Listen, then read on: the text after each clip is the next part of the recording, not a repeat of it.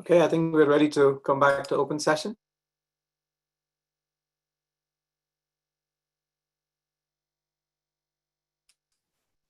Hi, good evening, everyone.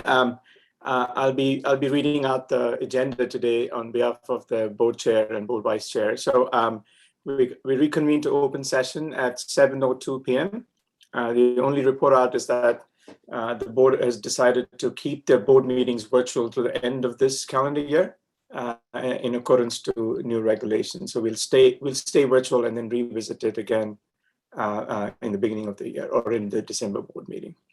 Also, I think there's a change to the agenda. Amy, Dr. Kernan, do you want to speak to that? Dr. Kernan, you're on mute. I have to be off mute before I can speak. So we're going to table action item F, the agreement for back office services from EdTech until the next meeting. Thank you, Dr. Kernan. So let's get into flag salute then. Member Smith, do you want to lead us to it? The flag salute? Sure. All right, ready, begin. I pledge allegiance to the flag of the United States of America and to the republic for which it stands, one nation, under God, indivisible, with liberty and justice for all. Thank you, Member Smith.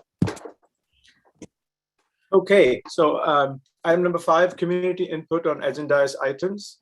The public may comment on items listed on the agenda, including the consent calendar, presentation, discussion, committee updates, and action items. Are there any comment cards today? There's no comments today. Excellent. We'll keep moving. Item number 6, item for consent. Item number A, minutes from the regular meeting of the OPA Board of Directors on August 19, 2021 and August 26, 2021. We also have a personnel report, and then we also have a stipend schedule. So it is recommended that the Board of Directors approve consent items A through C. Is there a motion to approve consent items A through C? I make a motion to approve consent items A through C. Thank you, Member Travis. I second the motion. Thank you, Member Agarwal.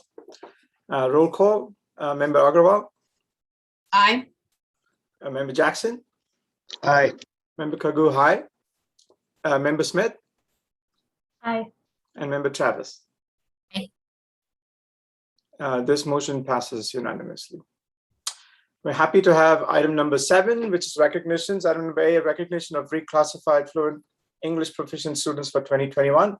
Dr. Kernan, are you going to be presenting, or Dr. Henry? We are actually going to have our English learner TOSA, Miss Didion, is going to be presenting. She works very closely with all of these students and knows them very well. And I'm sure that, I know she's super, super excited to announce all of them. And so I will let her go. Thank you, Dr. Kernan. And hello to our valuable members of the OPA Board Administration. I am thrilled to welcome our attending families, and staff, and guests. My name is Deirdre Didion. I teach English learners. My job is to help students that need any English language skills, and I focus on listening, speaking, reading, and writing. We work with classrooms, we work with specialty teachers to build and put in place supports for English learners. So every year, once a year, we do give an assessment called the LPAC. And the results of this test, in conjunction with standard-based tests like the iReady and teacher and parent input, give us a good picture of how our EL students are progressing. Students that have progressed significantly are considered ready to be reclassified as English language proficient, and that's why we're here. So tonight we have 40, which is a very large amount of students that are reclassifying. We have an amazing group of students that have achieved all the metrics that I just listed. And we've invited families and students to join us. So students, I will be listing your names. So 2 things that are going to happen. Miss Dr. Kernan is going to be playing this really fun little video, and all of your faces are on this video, but I am going to, and there's no music there, I'm going to be saying your name. And when I say your name, can you please come to the camera and give a big wave so that we can see your fabulous face and give you the recognition you deserve for becoming English language proficient. Okay. Sound good? All right. I can't see any of you guys really. So just going to trust that you're all out there smiling with your, some of you might even have your giant certificate. So like Liam has in this first slide here. Okay, Dr. Kernan, you ready? All right, I'm ready. Okay, go ahead. All right, friends. So as the video progresses, I'm going to call out some names. So my first student is Liam 2. Liam, can you give us a wave? Hi, Liam. Congratulations. Liam is at the SV campus. My next student is Owen Shu. Owen, and I might not be saying your last name correctly. Owen, you can give us a wave. Next is Dominic Reyes. He is a first grader at Saddleback Valley. Claire Ho from Saddleback Valley, can you give us a wave? And all of your faces are on this little video, but I'm just calling you out separately. Alan Torres, I just saw him recently. Oh, there's Liam. Okay, good. Alan, hello. And Rayana, I wish you could help me say your last name. Can you unmute and say your last name for us? Thank you, Rayana, and congratulations. Okay. Kavya Strithar, you can just you can unmute and say hello. Congratulations. Hi. Thank you. Okay. Weisheng, or we call him Sean. Sean, you. Yay. Good job, buddy. Okay. Max Garcia. Wave hello. Hey, Max. Aisha Almas. Aisha. Okay, give a wave. Knox Tusang. There was just a picture of Knox up there. Mr. Knox. Okay. Emma Sue. Emma Sue, I've talked to you a couple times today. Emma, can you wave to us? Good job. All right. Arav Nagaraja. Arav. Excellent. Good job. Jim Bay. Mr. Bay. And I tell you, I got to know all of the Bay family very well during virtual learning, which was really fun for me. Sean Bruner. Good job, Sean. Sean is now a 7th grader, and he reclassified when he was in 6th grade. So that is good job, Sean. Sophia Martinez. Good job. Shout out to Sophia. I think she just waved. Yushu Q, and we call her Kaylee. Her name, she likes to be called Kaylee, so we call her Kaylee. Good job, Kaylee. Nicole Hernandez, also from SV. And our last SV student for the night is Amelia Segovia. Good job, Emilio. All right. So a shout out to our SV reclassified students. Great job. Yay. There were 19. Very cool. Very cool.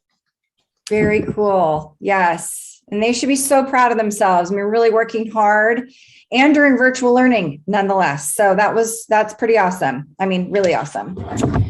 Okay. So now we're going to start with our SOC group. So Miss Alvarado and team, get ready.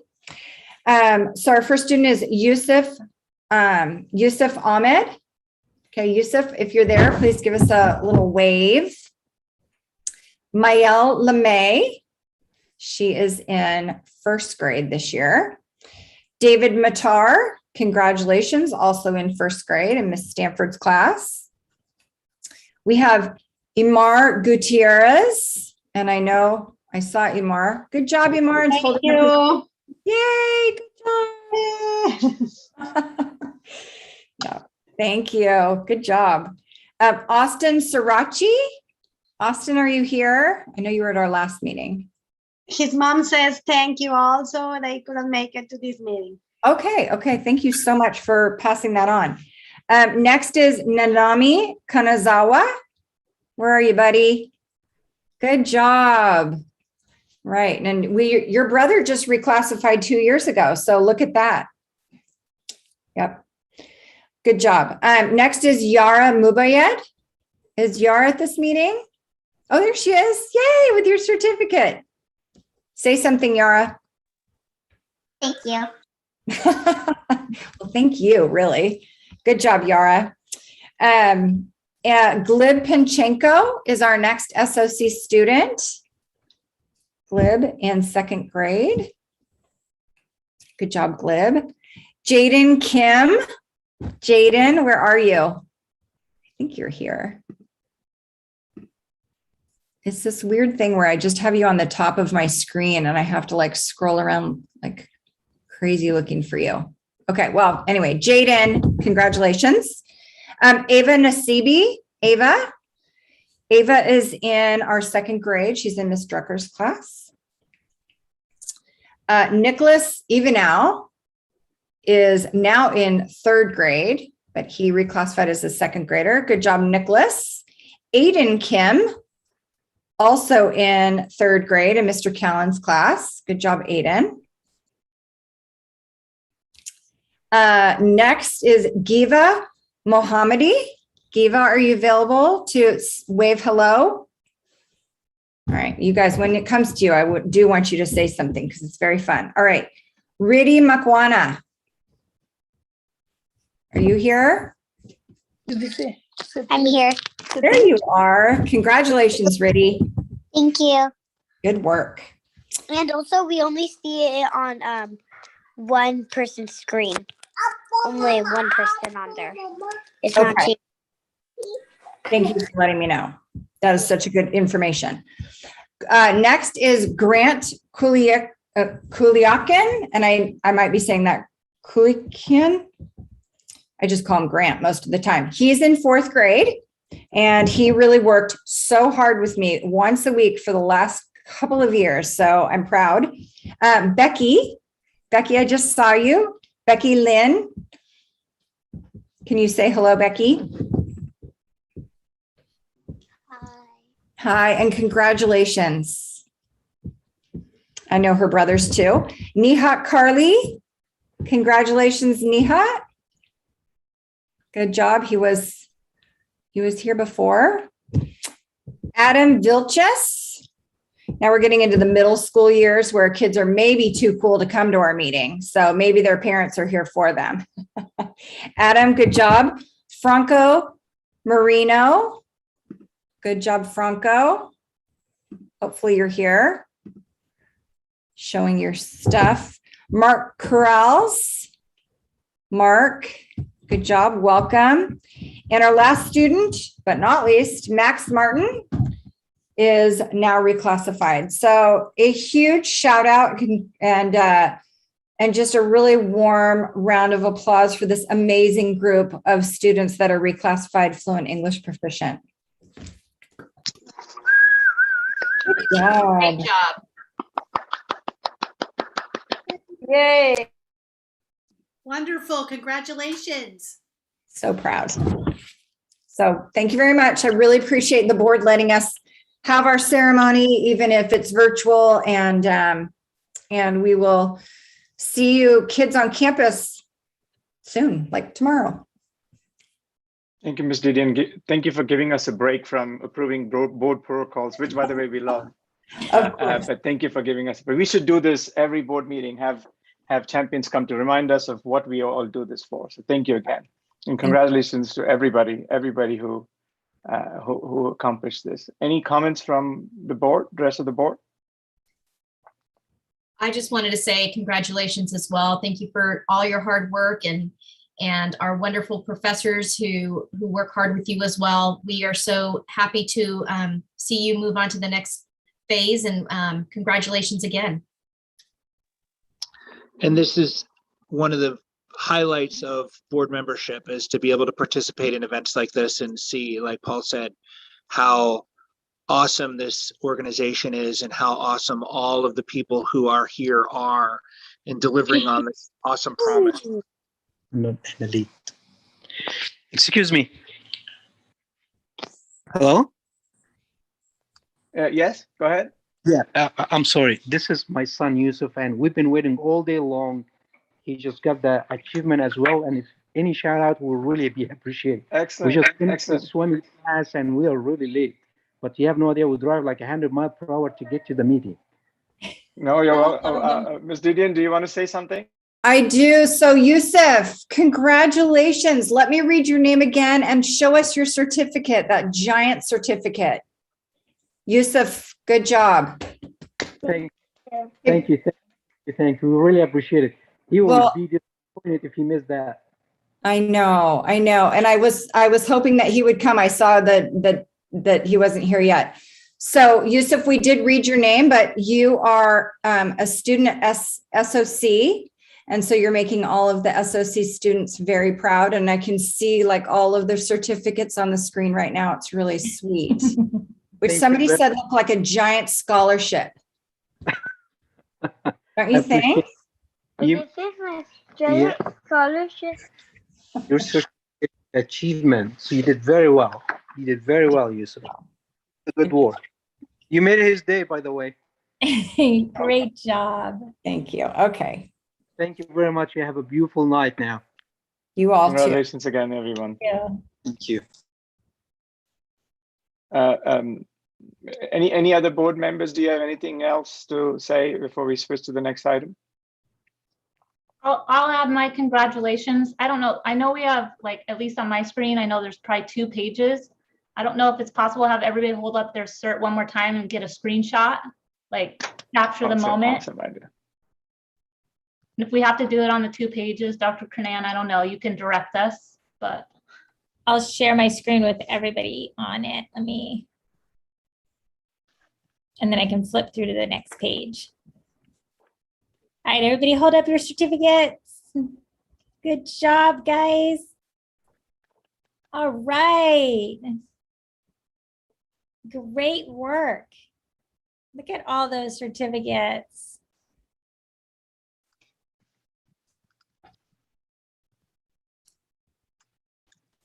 Great job. Big round of applause for all of you guys and all your hard work. Excellent. And thank you, Miss Didion, for all of your hard work to help these kids get to where they are with their English. Yeah, well, it was the professors first of all, and then I was just helping them get through. I think we are not seeing the screen. We're looking at you at the beach. And a fine desktop full of fine folders. And a desktop full of folders. Let's see.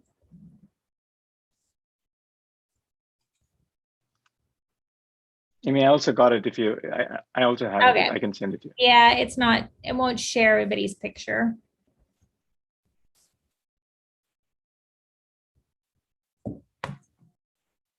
Yeah, it won't share the pictures of everybody on the screen.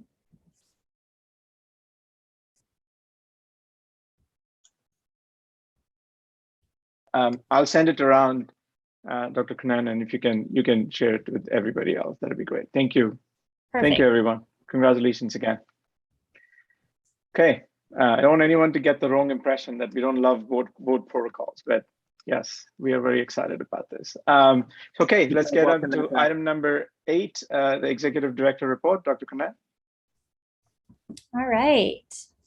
I'm going to share my screen again, but we'll actually put something on it this time.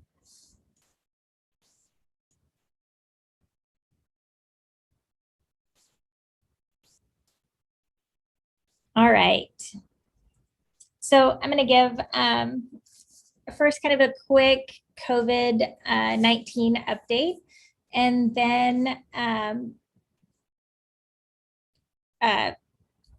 make a few more comments. But so first I kind of back when, I guess over the last 18 months, we've usually done a brief COVID-19 update at each one of the board meetings. And so just kind of wanted to go over first some current statistics. For here in Orange County, you can kind of see the numbers. All of this is as of yesterday. So there was about 350 new cases in Orange County. We have a 4.7% positivity rate, and then about 15.3 cases per 100,000. And our vaccination rate here in Orange County is pretty high. We have a 68% vaccination rate. Looking at our case rates in Orange County for school-aged children, they are higher actually than they are for older adults, where it was back in the beginning of the pandemic. And actually the highest case rate is for 25 to 34-year-olds, but even school-age kids are up, especially our middle school age students, 13 to 14-year-olds, are up at about 16.1 per 100,000. So right now with the pandemic, it is a higher case rate in students than in elderly people. Throughout California, you can see today, or on the 14th, we had about 7,700 new cases. The positivity rate for California is higher than it is for Orange County. We have about 20.2 cases per 100,000 in California, a 3.5% positivity rate. So actually the positivity rate for this state is actually lower than it is in Orange County. And the vaccination rate, like I said, Orange County is pretty high. The vaccination rate for the whole state of California is 57%. And then you can kind of look at the numbers here for the national COVID statistics. And the positivity rate nationally is actually much higher than it is in California or in Orange County. Nationally, we're at almost 13% positivity rate. So then looking at our statistics here at OPA, currently we have, if you look at South Orange County, we have 2 active student cases. This data was actually as of yesterday. 1 active staff case, 1 student on modified quarantine, and no staff on quarantine. Saddleback Valley, we have 4 students, no staff cases, 8 students on modified or traditional quarantine, and no staff on quarantine. If you look at the cases since school started, Orange County, we've had 7 cases, Saddleback 9. We've only had 1 staff case at Orange County, and then we had 1 staff case here at our central office. And then we have had 10 students on quarantine in South Orange County, 1 staff member, and then 20 students in Saddleback Valley and 1 staff member. If you remember from last board meeting, staff members who are vaccinated don't have to quarantine. They can actually come back to work as long as they're symptom-free. And students don't have to quarantine at home if they are a close contact, as long as they also don't have any symptoms and they were wearing a mask, as well as the positive case was wearing a mask when they had the close contact. So that's what's considered modified quarantine, is students who are close contacts who meet those criteria are able to come back on campus, but they have to test twice a week and they have to remain symptom-free. So that does allow students to be able to return to school. It causes a lot less loss of instructional time by allowing students to do that modified quarantine if they're a close contact. However, all positive cases do have to quarantine at home. They can't come to school.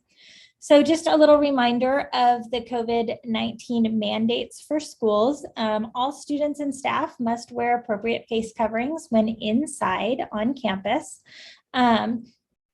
Face coverings, again, need to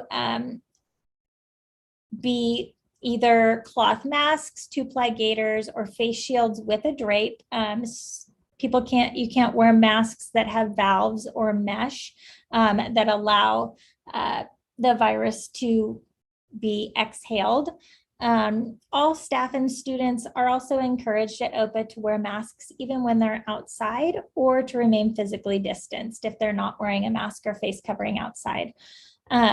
Again, all staff must be fully vaccinated, or they have to be tested weekly. And all of our staff, this mandate actually doesn't go into effect until October, although we have started this mandate right off the bat at the beginning of the school year. So all of our staff who are not fully vaccinated have been getting tested weekly since the beginning of the school year.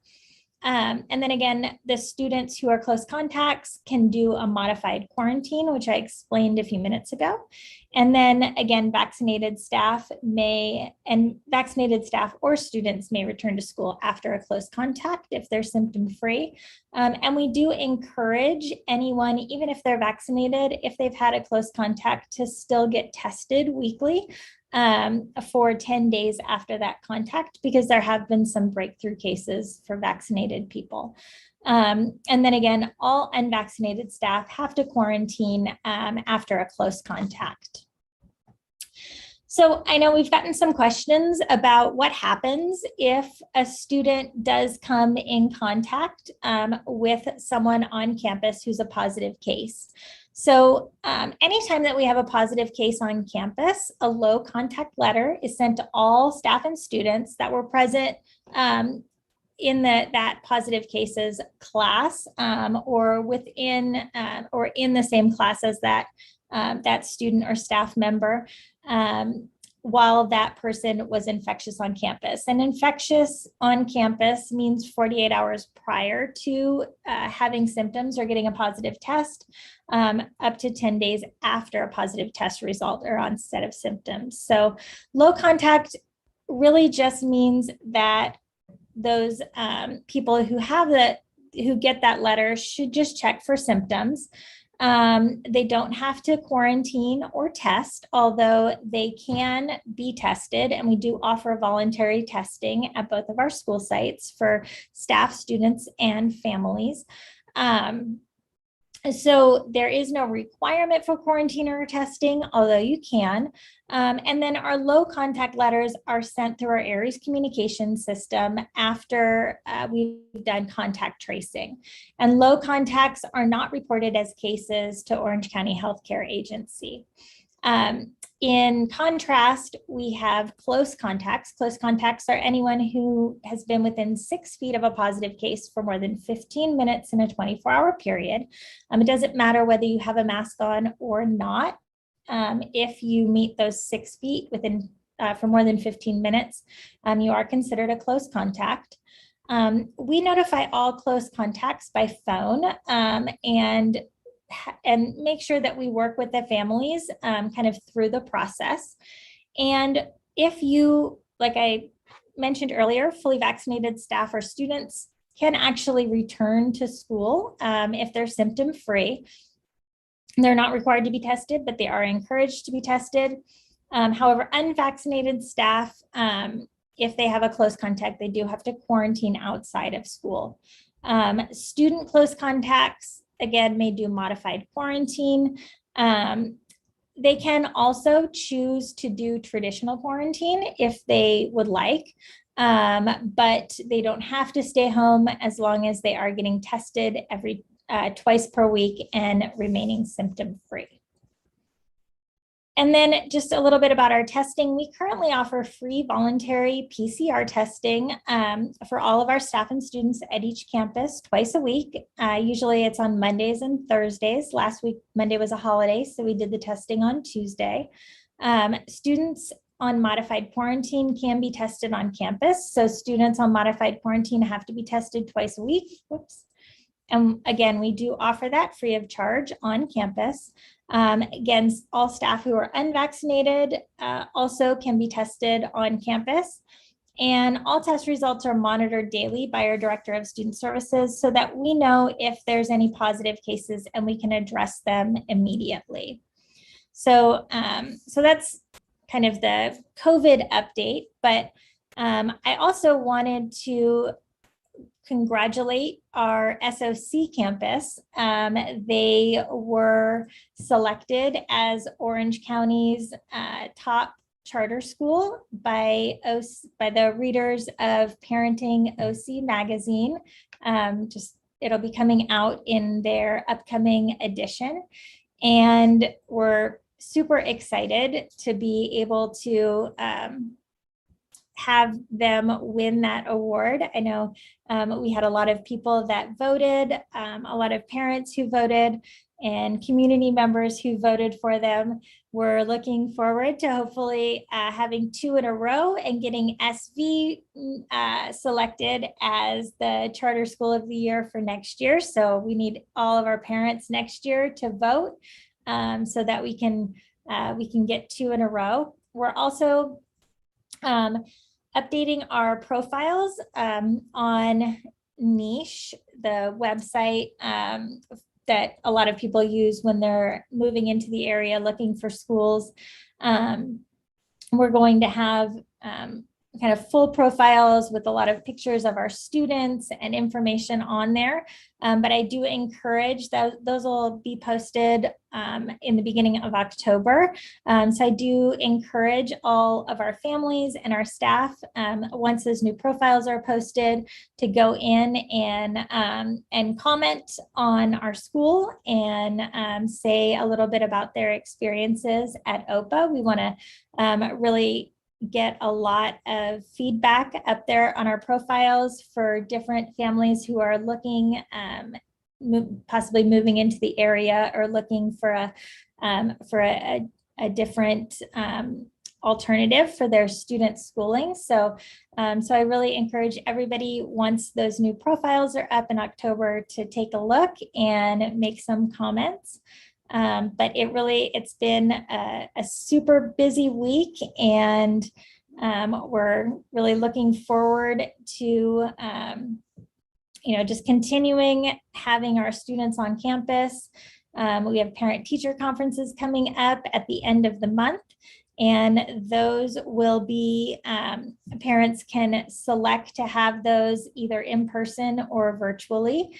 So your teachers will be sending out invitations for those parent-teacher conferences.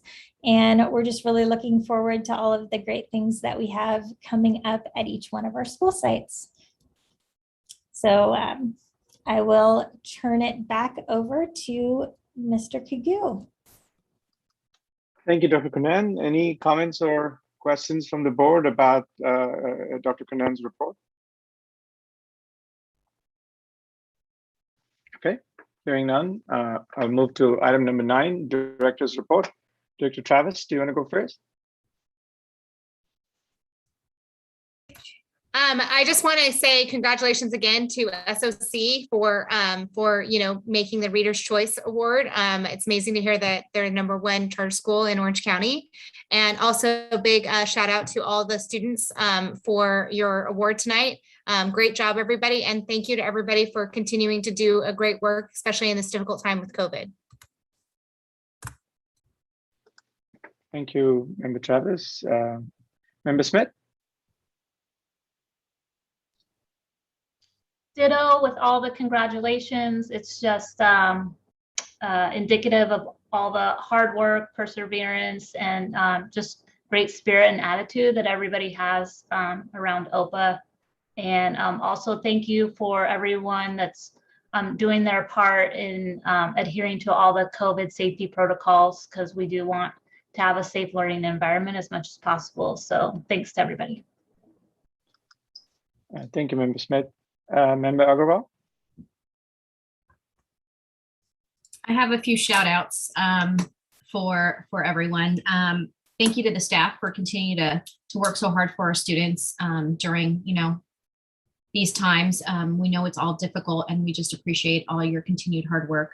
I wanted to also thank Patricia Lukaroff and Stephanie Henry for all their COVID tracking We understand that it's pretty intense, and thank you, Amy, for all the COVID tracking you did when it was just you. So I appreciate all of your hard work, and I know it's not easy, and we appreciate you. I wanted to thank Rosa Palomino and David and everybody else for answering all my finance questions, all my detailed questions with patience and doing it so quickly. So I appreciate you quite a bit, and thanks for the patience. And we're really lucky to have such a great team. David and Amy, thank you for getting our offices together and getting such a great deal on our furniture and making that happen. So now we have a central office where all of our staff is together, and I just got to visit it last week, and it was, or this week actually, and it looks lovely, and thank you for all your hard work. It's a wonderful environment and great to represent OPA the way it does. And I can only see it getting better and better. So we appreciate you. I also wanted to talk, David is, working so hard getting our new office together, but now he's also looking at what our campuses need.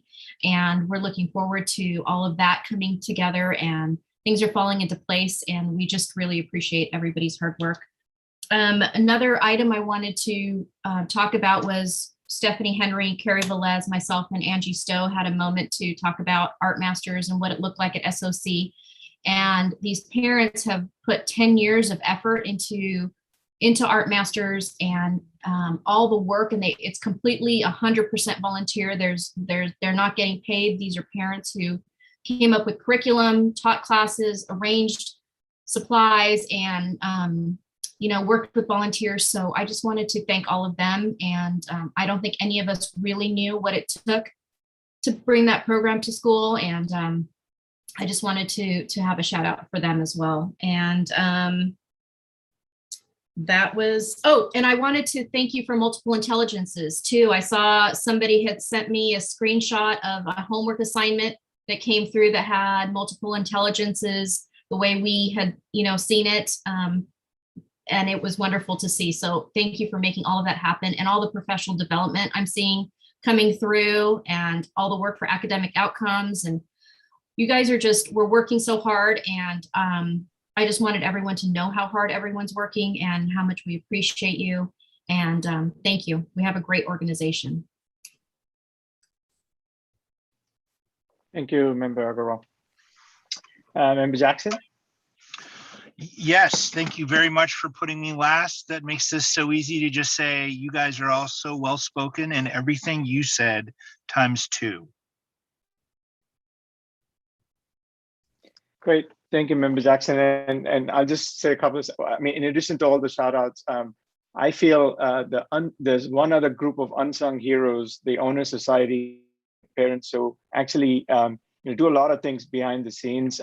I got a chance to see the work on Sunday when Noel was inspired to go cut ribbons with the Owner Society while we were wrapping the trees, and it's just amazing. There's a small group of volunteers who just take such a big burden behind the scenes. They're very active on social media, kind of encouraging parents to participate. So I would encourage everybody, in the off chance that if other parents are also seeing on YouTube, encourage you guys to join. I think there's still spots open on both Owner Societies. There's a lot of volunteer opportunities along the way.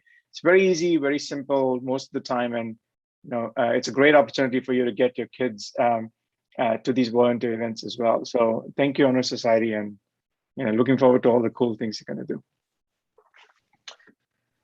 Awesome. Okay, we'll keep going. Item number 10, items for presentation. Item number 8, financial report, Ms. Parikh. Great, let me share my screen.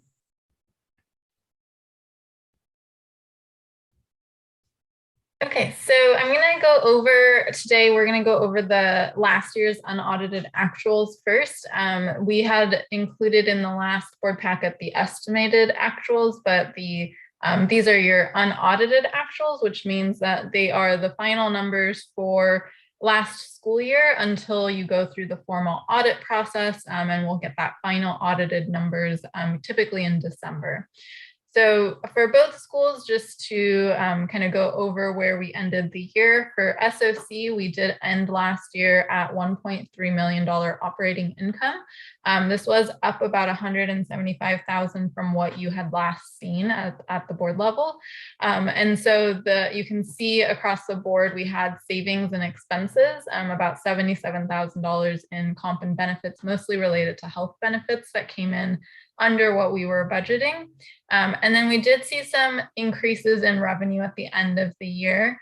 The other revenue is related to on your audits in previous years. We've had a other site on your audited financial statements. At this point, we're no longer seeing transactions related to that site. And so we've transferred those assets to the two schools. And so that's recognized as revenue for the two schools.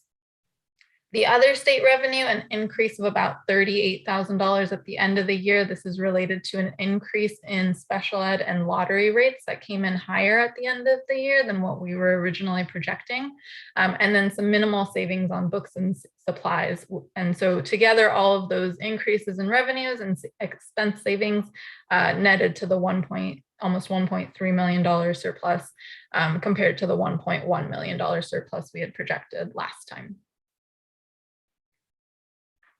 For SV, we are projecting an operating income of about 1.05 million. This is up about 265,000 from what you had last seen. Here we're seeing compensation and benefits about $103,000 in savings. So that is a little bit higher than SOC. Along with, we did see about $75,000 in savings on facility costs, mostly related to utilities. So we had with being on distance learning for a lot of the year, the utility costs came in significantly lower by the end of the year than what we had originally budgeted. The other state revenue, books and supplies and other revenue are all similar to SOC.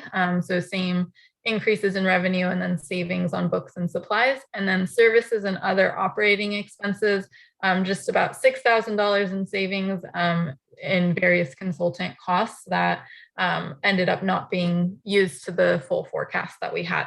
So together that all netted to about $265,000 increase in operating income compared to what we presented.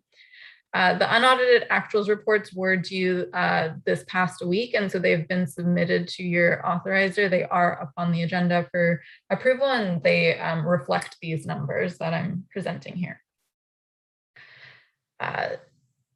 I'll just pause really quickly there. Was there any questions on the unaudited actuals?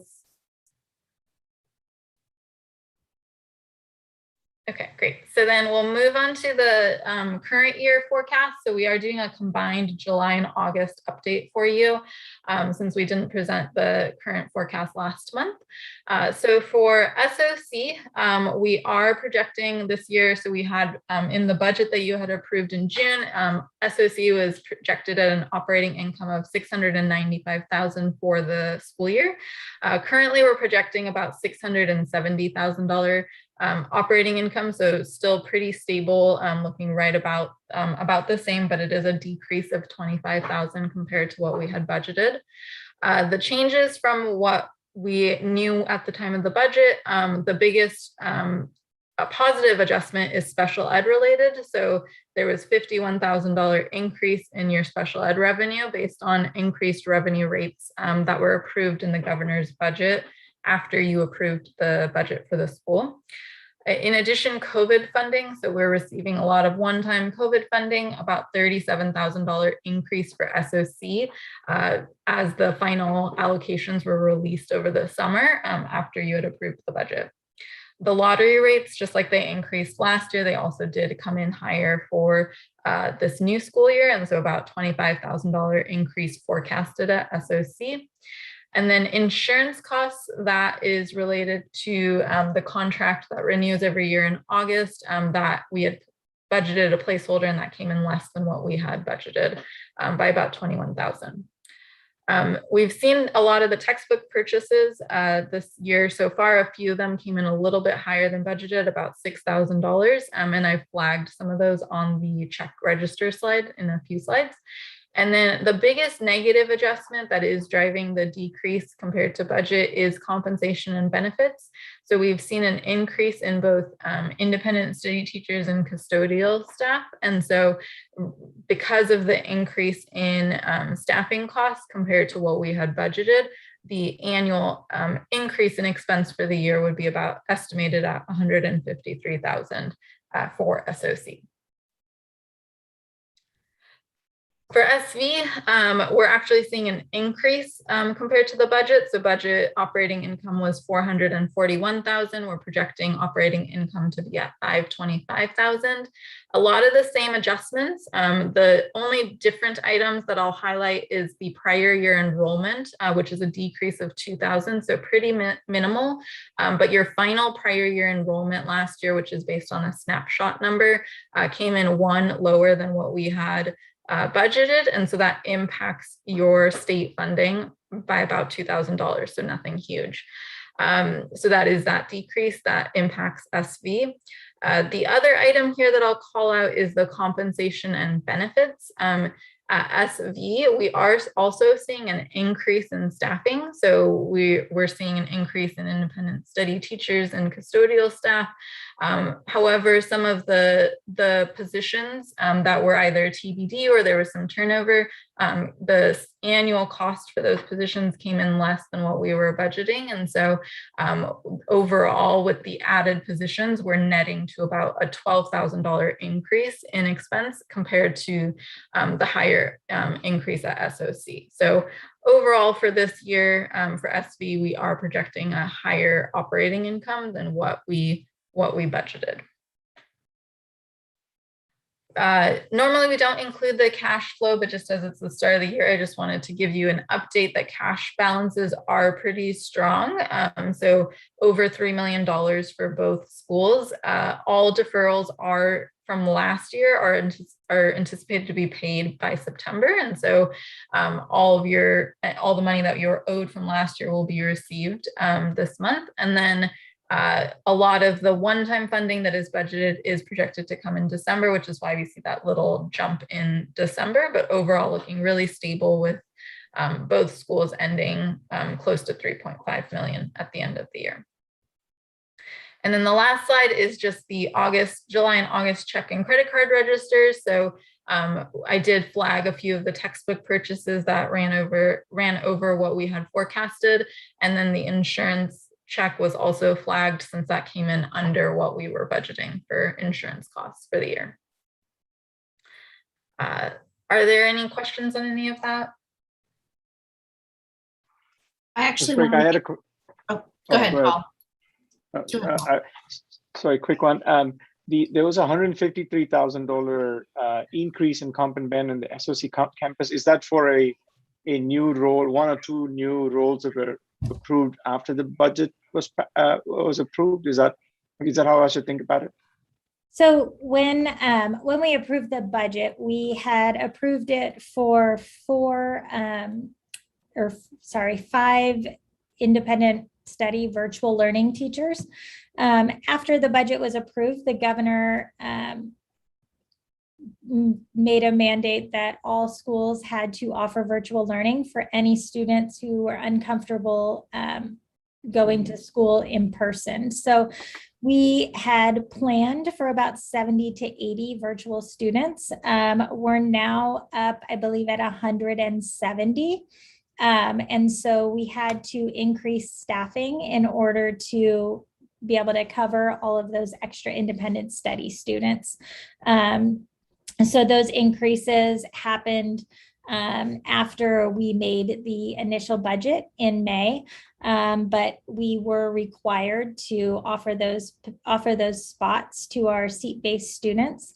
And we did have a lot of interest in students moving over from seat-based to virtual. And so that resulted in quite a bit higher in the hiring of actually 5 additional teachers. So a lot of that cost was offset by some of the savings that Amita talked about with the increases in COVID funding, some of the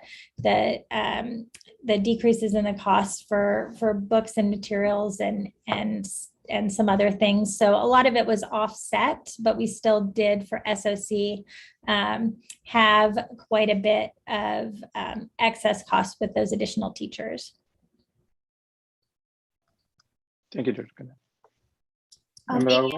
Yeah, Amy, I was wondering if you could talk to, I had some questions about the check register and bank card charges. If you could just, for my, for the group, just to understand, if you're looking at the check register, you're going to see a bank card charge. And I had a lot of questions about those, but Amy, if you could speak to that, that'd be great. Thank you. Yes, so on the check register, it'll show up as a bank card charge that basically is us paying off our credit card. And then lower down on the check register, you'll see basically the credit card register. And so it outlines each one of the actual credit card charges and what they were for. So it kind of shows up sort of in two different places. One where we paid off the credit card, as well as what those individual charges are for. We're not getting charged twice for it. It's just so that we can actually outline specifically what that credit card payment was for, since the charges were actually made on the credit card. We want to be able to show exactly what was bought with the credit card that resulted in those credit card charges.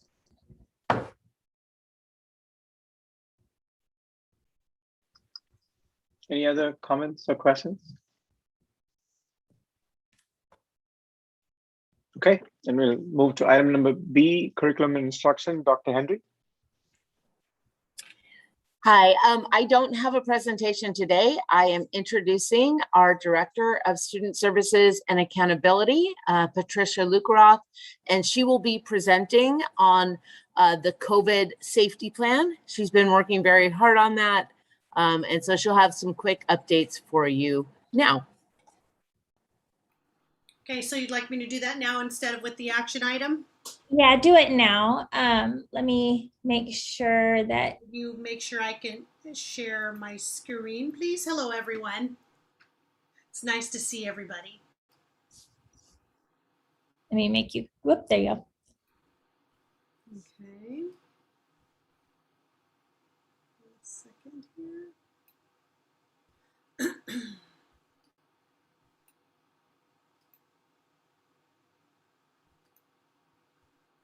Oh, I still can't share my screen, Dr. Kernan. There you go. Whoop. Sorry, I thought you were co-host. You should be good. Okay. Yep. I am. Let me get this going.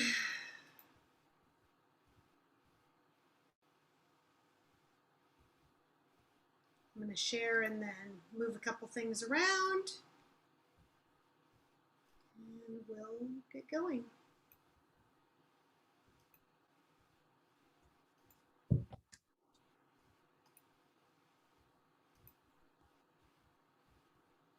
It will not let me do it. So I'm just going to drag it. And this is how we're going to do it. All of a sudden, my internet got unstable. But here we go. You're going to get to see all the magic behind. Let's see.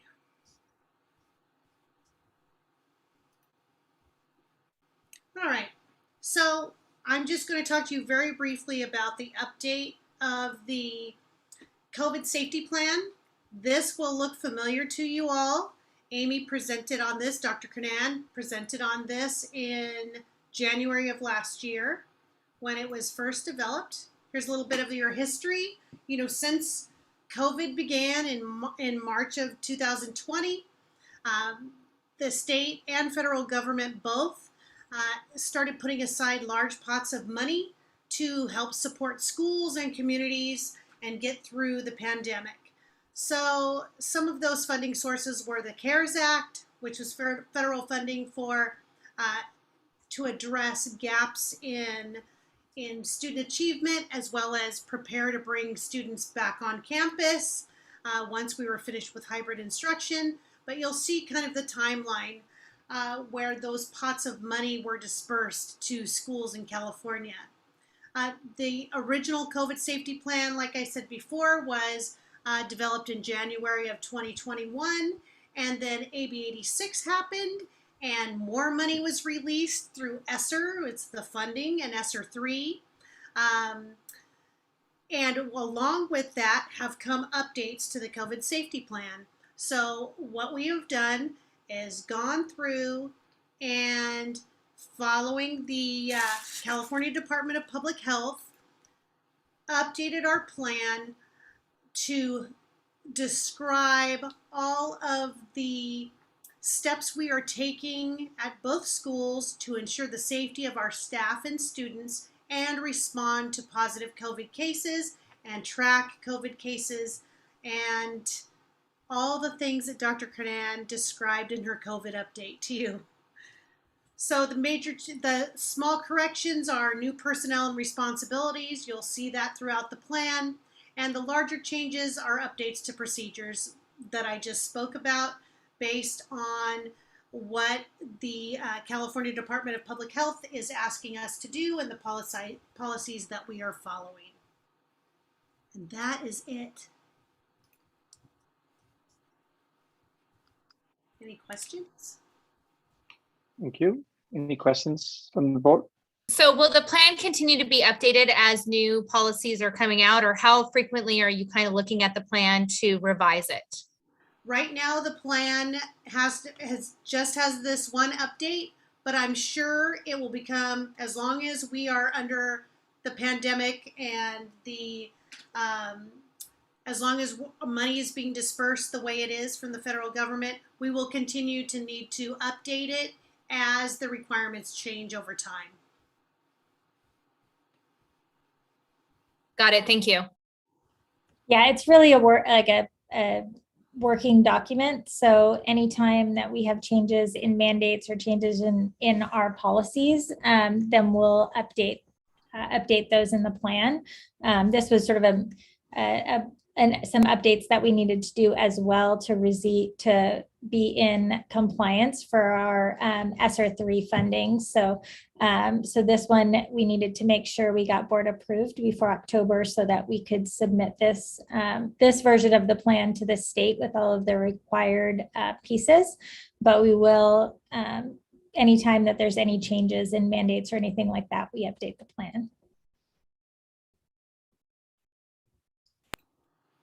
And also every time it's updated, it will come to the board again.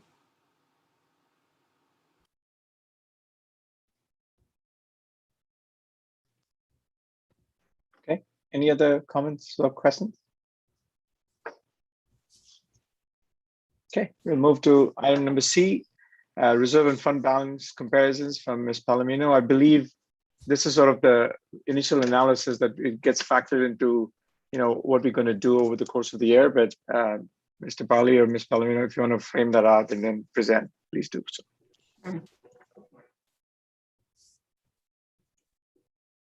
All right, can you guys see that okay? Yep. Okay, all right, so good evening. Yes, we're going to be looking at some reserve and fund balance comparisons. Just to remind everyone, our current fiscal policies manual states the following regarding our ending balance.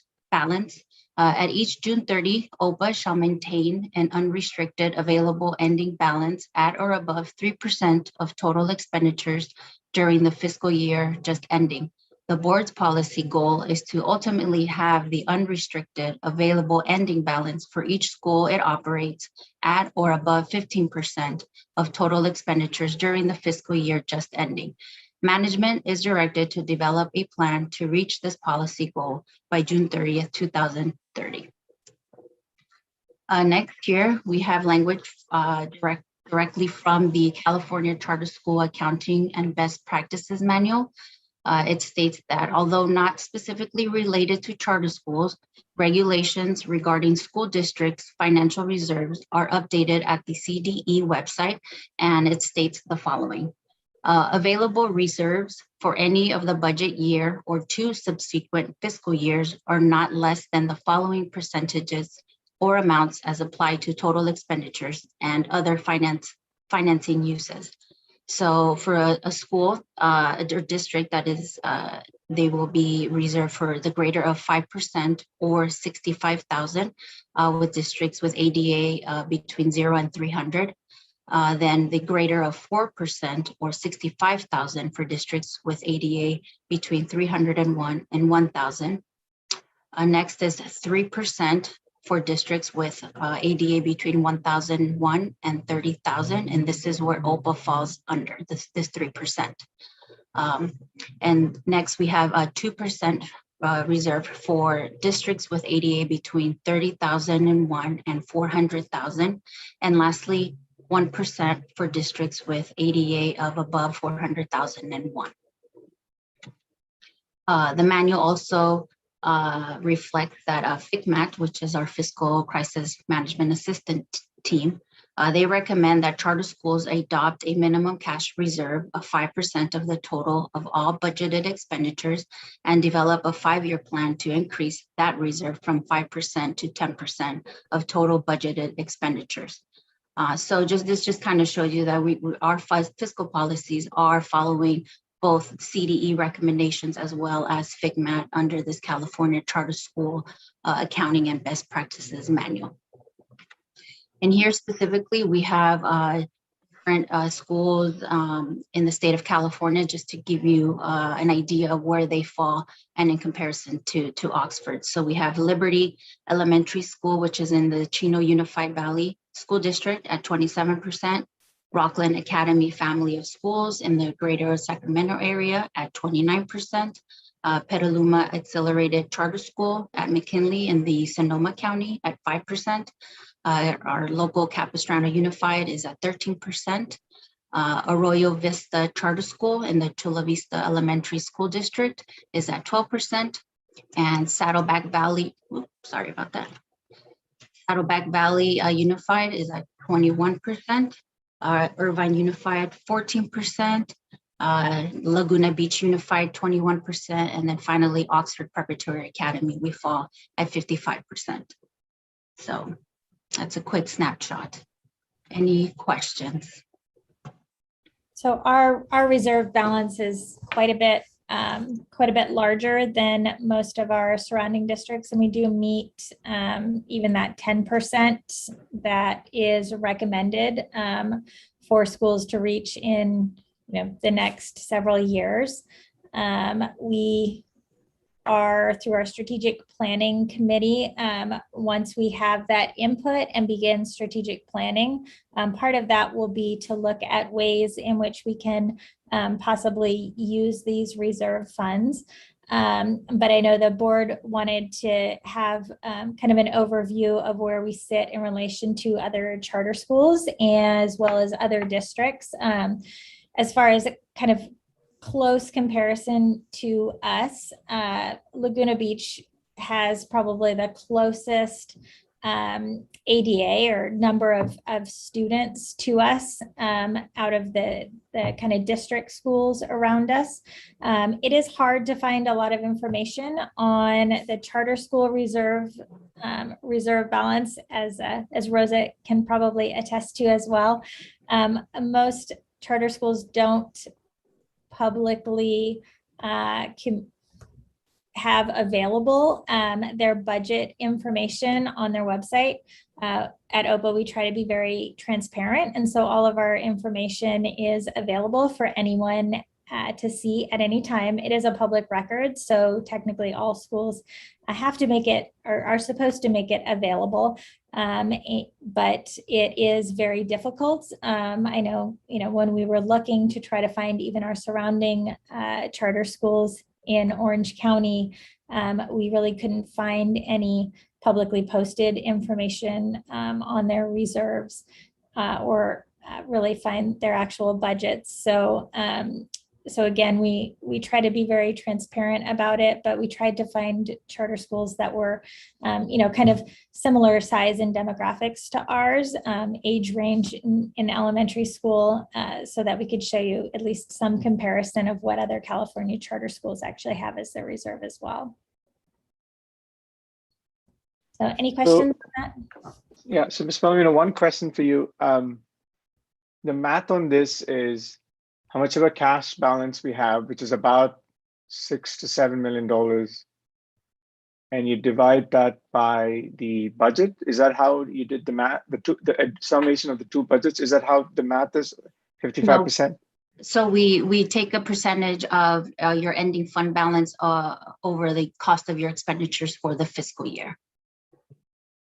So ending fund balance is about 7 million. Is that right? Is that the number that I'm just trying to frame it in my head? Ms. Parikh said 3.5 roughly for each campus. Is that the balance? No, I don't need the precise numbers. That's the number we should be looking at, right?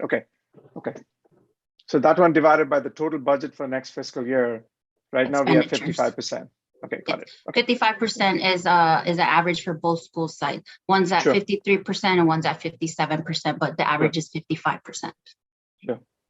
I think this is a clear indication that if we are so far away from what is recommended, which is 15%, we have plenty of room to invest more into the school, right? Rather than it sit in the bank. So thank you for that clarification.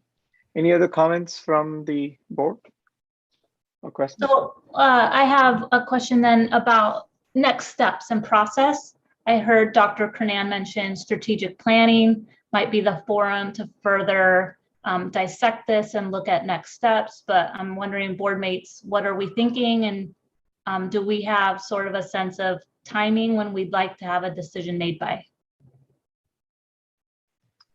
So we have a strategic planning update, committee update towards the end of this board meeting, and maybe we should definitely talk about that, because I fully agree with you, Member Smith, that money sitting in the bank is doing nothing, and we could be investing in infrastructure for our schools. We could be adding more academic programs, so we could be funding other programs as well. So I think strategic planning is one forum, but I think we should look at other forums as well. So if that's okay, if we can have that discussion during that time, I would suggest that in the context of the broader, if that's okay with you. And it'd be fine to have the discussion about the timeline. We can't make any decisions or actions in a discussion item about how the money should be spent, though. Right. My question is about process, not about making any decisions. And I just want to kind of have a sense, so this isn't just like this open-ended, we don't kind of have a sense of where we're going next. I agree. Travis, you had something?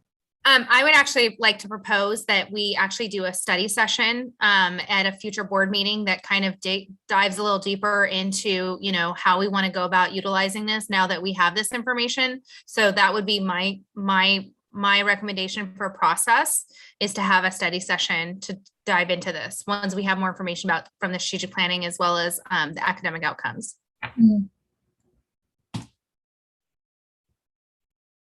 And I'm good with that, because I think there's kind of two things. It's where do we want to set the reserve a goal to? So that's kind of one piece. And then if, that's lower than where it's at now, then what do we want to do with the funding is kind of another topic as well. Okay. Any other comments? Okay. Thank you, Ms. Palomino. Onward and forward to the item number D, Wellness Committee, Dr. Kernan. Right.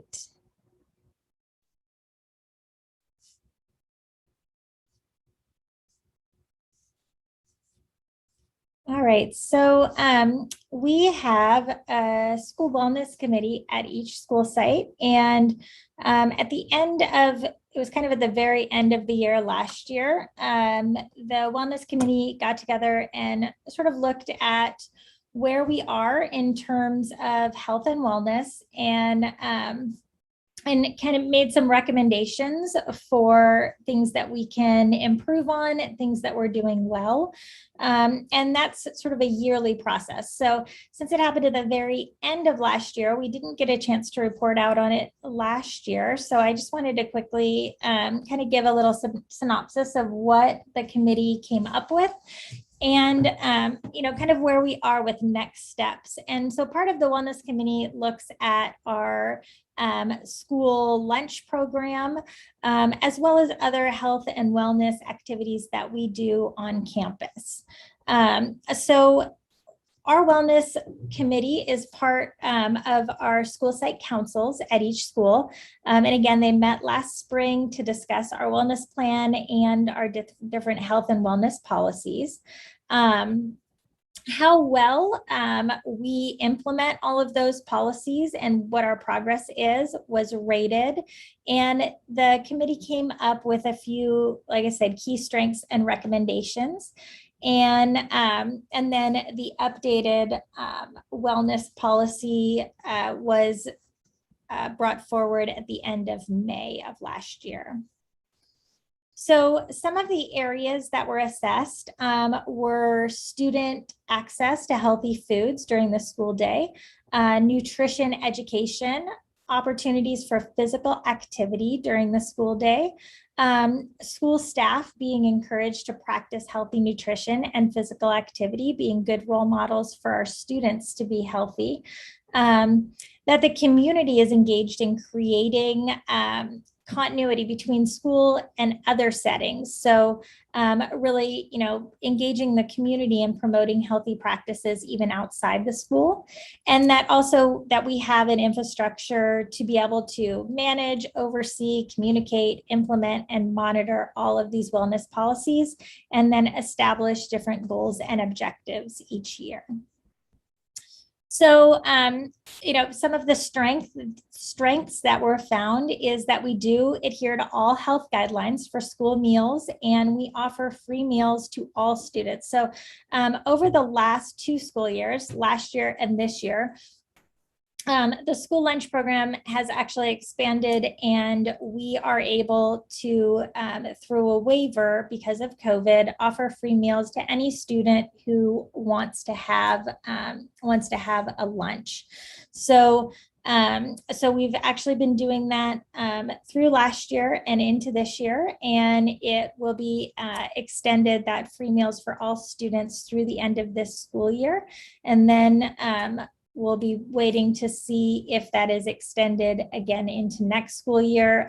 Right now it's because of COVID-19, but there is some movement towards looking at that to extend into the future. So we also provide nutrition and healthy habits education during our PE classes.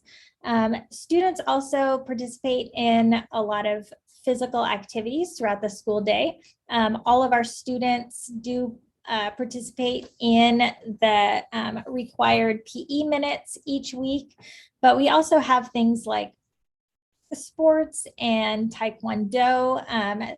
We have lunch and recess activities, through our MI activities. A lot of our teachers encourage students to participate in physical activity to really kind of build on that bodily kinesthetic MI.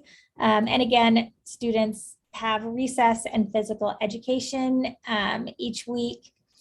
And our recess complements rather than substituting physical education. So our students don't just get physical activity through recess. They do have structured PE classes multiple times per week where they have that structured physical activity. And our physical education classes follow the state standards for PE and meet the minute requirements outlined by California Education Code. And our parents are provided information about school meals at the start of each school year, and information is continually available on our school website. So those parents, if parents need, right now we offer free meals to all students, although some of our funding is dependent on the number of students who qualify for free or reduced lunches.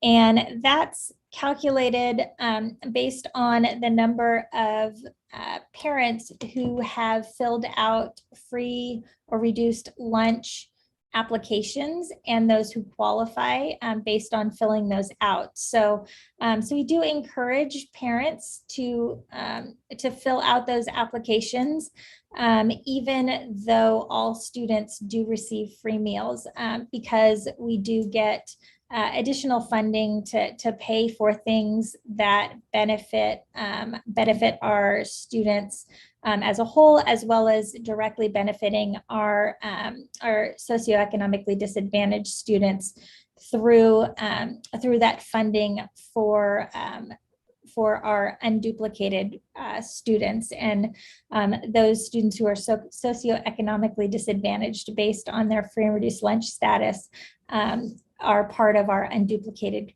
pupil count. So then we had some suggestions for improvement. One of the suggestions is that we need to make sure that our healthy food guidelines are followed by staff and students during all school-sponsored events. So that includes honor society events, class celebrations, staff celebrations, things like International Day.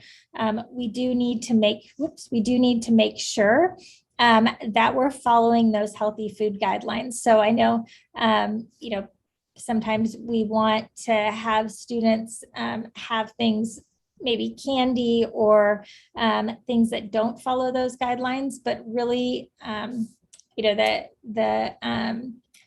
the school health guidelines state that we are supposed to follow those guidelines for any type of food that is served on campus, even if it's not part of the school lunch program, even if it's for class celebrations or things like that. So one of the suggestions is to really try to follow those guidelines more strictly.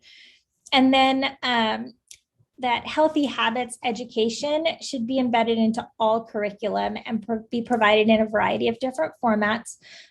So instead of really just being focused on those healthy habits during PE or during our cell classes, or even during science classes, we want to make sure that we're embedding discussions and instruction on healthy habits throughout all of our academic or all of our different areas and all of our curriculum. And also increasing professional development offered throughout the school year for our teachers to be able to really embed those healthy habits into all of their different subject areas. And then again, making sure that our wellness policies are continually reviewed and that we have a wide variety of members of the community that are participating in those different discussions. That students, staff, and parents have the opportunity to comment on our school wellness programs and food options through surveys or other feedback options. And then also that staff is regularly modeling those healthy eating habits by, especially when students are around, limiting soda and sugar consumption and really modeling eating healthy and having those healthy eating habits.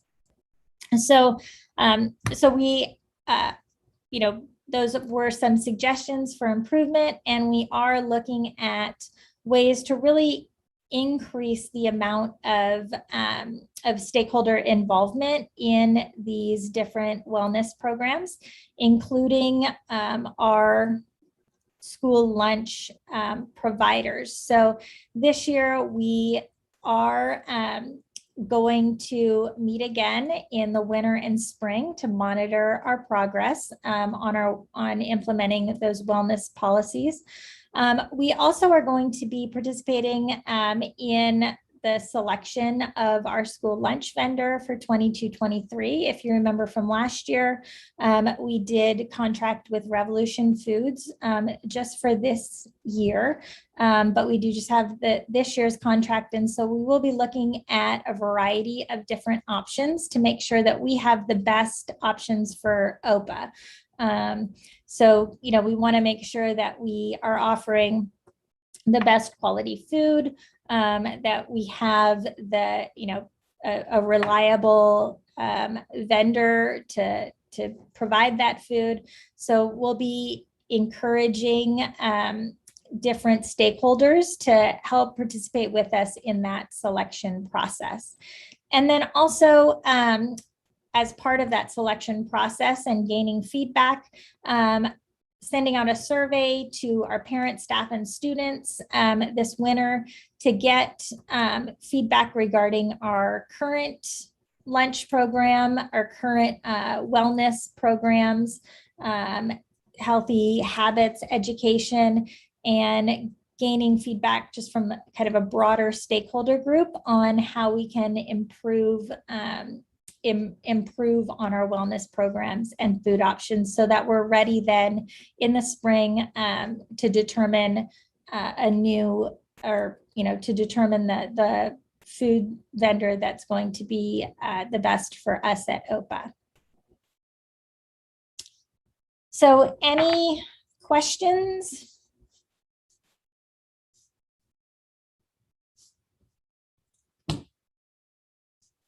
All right, thank you. Thank you, Dr. Kuliakin. I think that's all we have for items for presentation. So I think we can go into, we can go into items for action. Item number 11. So item number A, approve board policy 6158, independent study. This board policy has been updated to align with the requirements of AB 130. I believe this was in the board package as well. It is recommended that the board of directors approve action item A. Can we have a motion to approve action item A? I make a motion to approve action item A. Thank you, Member Travis. I'll second. Thank you, Member Smith. Any discussions, any comments? So this, we did approve the independent study policy. We have to approve it every year. The board did approve it back in June, but then in July, the legislature approved AB 130, which added some more requirements for independent study that we had to add into our independent study policy. So although this policy was just recently revised, we did have to re-revise it or add those extra pieces into it to bring us up to compliance with the new legislation that just came out over the summer. Okay, thank you. Any comments or questions? Okay, let's do a roll call vote. Member Agarwal? Aye. Member Jackson? Aye. Member Kagu, aye. Member Smith? Aye. And Member Travis? Aye. This motion passes unanimously. Thank you, everyone. Item number B, approve updated board protocols. The OPA Board of Directors protocol have been updated based on discussion at the August 19, 2021 Board of Directors meeting. It is recommended that the Board of Directors approve action item B. May we have a motion to approve action item B? I make a motion to approve action item B. Thank you, Member Agarwal. Is there a second? Second. Thank you, Member Travis. Any discussion, any comments? So we just added 2 extra protocols that we talked about at that board meeting. One that number 17, that board meetings will begin once a quorum is reached. And then number 18, that any communication addressed to the OPA Board of Directors will be shared with the Executive Director, who will ensure that it's accessible by the entire Board of Directors. Thank you, Dr. Kuliakin. Any comments or questions? Are we ready to roll call approve the board protocols? Okay, Member Agarwal? Aye. Member Jackson? Aye. Member Kagu, aye. Member Smith? Aye. And Member Travis? Aye. Okay, thank you. This motion carries unanimously as well. Action item C, approve updates to the OPA COVID-19 safety plan, which we've heard about already. The OPA COVID-19 safety plan has been updated to include current mandates and requirements to meet the ESER3 safe return to in-person instruction plan. It is recommended that the Board of Directors approve action item C. May I have a motion, please? I'll move to approve action item C. Thank you, Member Smith. Is there a second? I second. Thank you, Member Jackson. Any discussion to be had? Okay. So roll call vote, Member Agarwal? Aye. Member Jackson? Aye. Member Kagu, aye. Member Smith? Aye. And Member Travis? Aye. This motion also carries unanimously. Item number D, approve the 2021-2022 OPA Professional Growth Reimbursement Allowance OPA has enhanced its support of employee professional development through a reimbursement allowance. This program allows for any employee to be reimbursed for pre-approved job-related work up to a maximum of $1,000 per school calendar year. It is recommended that the Board of Directors approve action item D. May I have a motion, please? I make a motion to approve action item D. Thank you, Member Travis, and looks like Member Agarwal wants to second it. I'll second. Any discussions? Dr. Khan, I did have a question about this. I looked at the exhibit, and it's just like a piece of paper. There's no like a logo or anything. Is that going to go into some sort of a policy handbook or something? Is that the intent? Right. So I can thank you. Speak to that. So the idea here is to, I'm very excited that the board is considering this. We're bringing it to the board at this point. The idea is that we'll kick it off this year, and hopefully then it would be a part of the employee handbook going forward. The employee handbook is a living document. So we definitely want to be competitive. We want to, we looked at surrounding districts. We also want to retain employees, and it helps to make our employees, obviously able to help OPA and its students. So there are a lot of positives to this that I think we're all aware of. And some of the highlights, just to share, it's up to $1,000 allowance per school year for the cost of tuition incurred while completing approved coursework in advance. The executive director would approve the coursework. And to qualify, again, it's submitted 20 days in advance for everyone's edification. The employee must successfully complete with a grade level of B or better in the course. And it's something to teach new job skills or enhance current. Coursework would be at the graduate, postgraduate, post-bachelor, for certificated employees. The work must be at the graduate, postgraduate level of coursework, and coursework for classified employees must be job related. So we're supporting all employees with this program. And then again, the executive director would pre-approve. Receipts would be sent in to HR. We're looking at starting the program effective October 1st of this year, so just in a couple of weeks. And then there are a few other things, but we'll be sharing that with employees when they fill out forms, and there's protocols regarding transcripts that have to be sent in, but it's really a big win for our OPA employees to support them. It's an additional benefit, and we're thrilled about it. Hey, David, I just have a quick question about some of the content there. I know there's obviously we want individual super achievers and performers to do good things, and professional development is usually important. But I wonder if there's a method in there for us to encourage staff members to go out and learn about other things, whether it's additional understandings about MI, what are other schools and districts doing? So like symposiums, things like that, where let's say you and I are certificated staff members, we petition to go to Palm Springs for a 2-day session on MI and successful implementations about MI, where it's not just about Raymond and David becoming super achievers, it's about us getting out there and mucking it up, figuring out what works and what doesn't work, and then taking the extra step of saying, hey, we'll approve that $1,000 or $2,000 for you to go out there, hotel or whatever, but you need to come back and present it to your compatriots. I mean, is there a method for those kinds of things? Absolutely. So this very much, that's a great point and good questions. This augments what we already do and what the board has approved for conferences that employees attend every year. So there's a budget for that as well. Employees at any time can come forward and say, there's something that they'd like to attend. Again, job related or something that would benefit OPA, right? Okay, or them as employees. So we've done that in the past by attending various conferences. Employees have come forward and said, hey, I want to go learn about this specific new development within education. We might do something like that within the STEAM realm, for instance.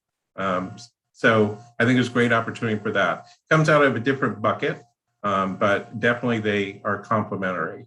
Dr. Kernan or Dr. Henry, would you like to augment my comments?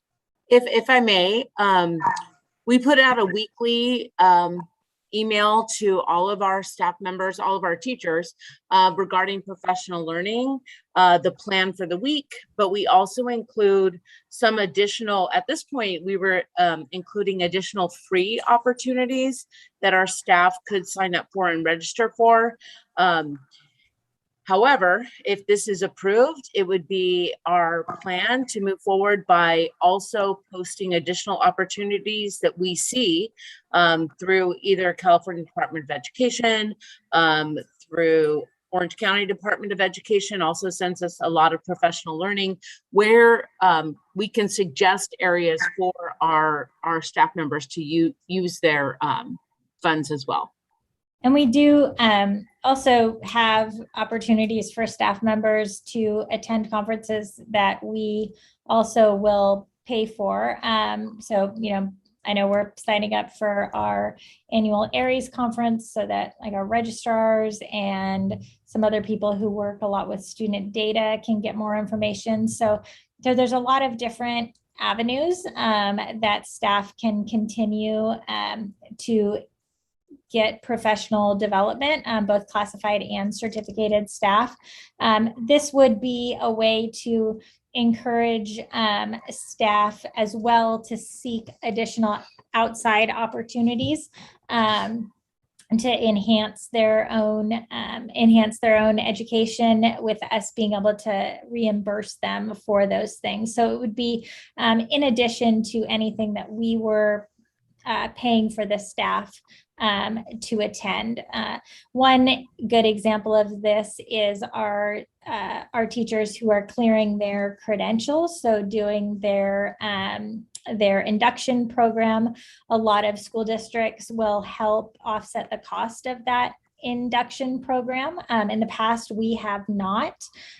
So employees could use this to offset that cost of their BITSA induction program. And that puts us in line with most of our surrounding districts. A lot of charter schools don't pay for things like BITSA or additional professional development, but we think it's really important, and we really want to retain and promote our staff to continue with their education. So so this kind of brings us a little bit more in line with our surrounding district schools.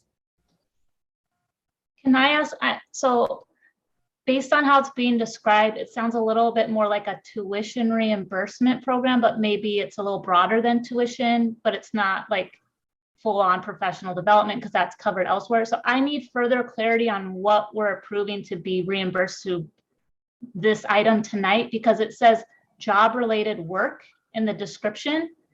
Mr. Barley was more describing coursework, because to me, work could mean like a research project. It could mean any kind of project, whereas coursework is very specific. So it is intended to be coursework.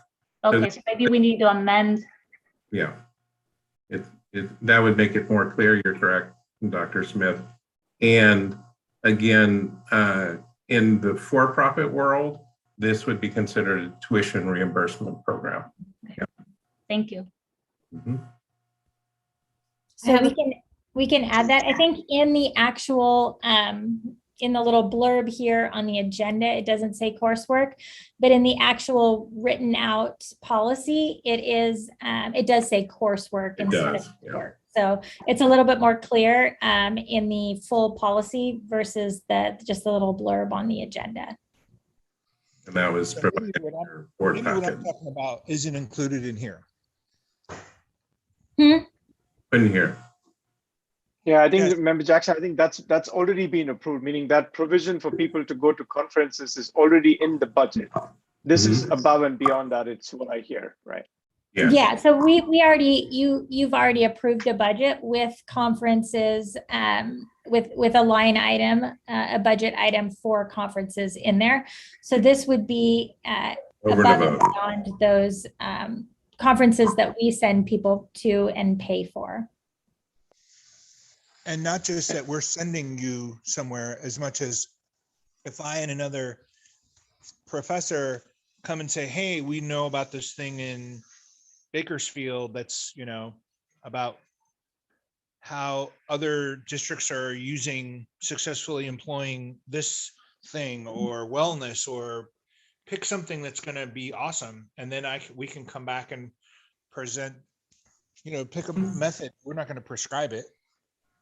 Yeah, staff can come and ask us to go to conferences. And as long as, it does align with what we are doing in our schools, and it's a job related thing, then we'll look at being able to send them. So that is part of that conference line item. I have a couple of questions for you. I just want to know, when we say $1,000, how do we compare to the other schools?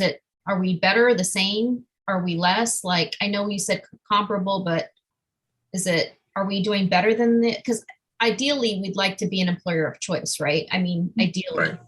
So I just want to know what that number. So as Dr. Kanan said, for charter schools, we're doing better, okay?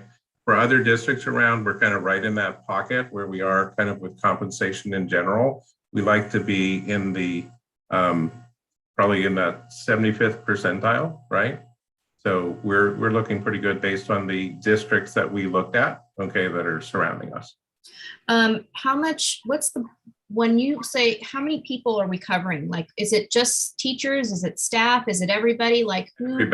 Everybody. We wanted it to make sure we're covering everyone. To be equitable, we value our classified and certificated staff getting that professional growth. So it would be open to all staff members.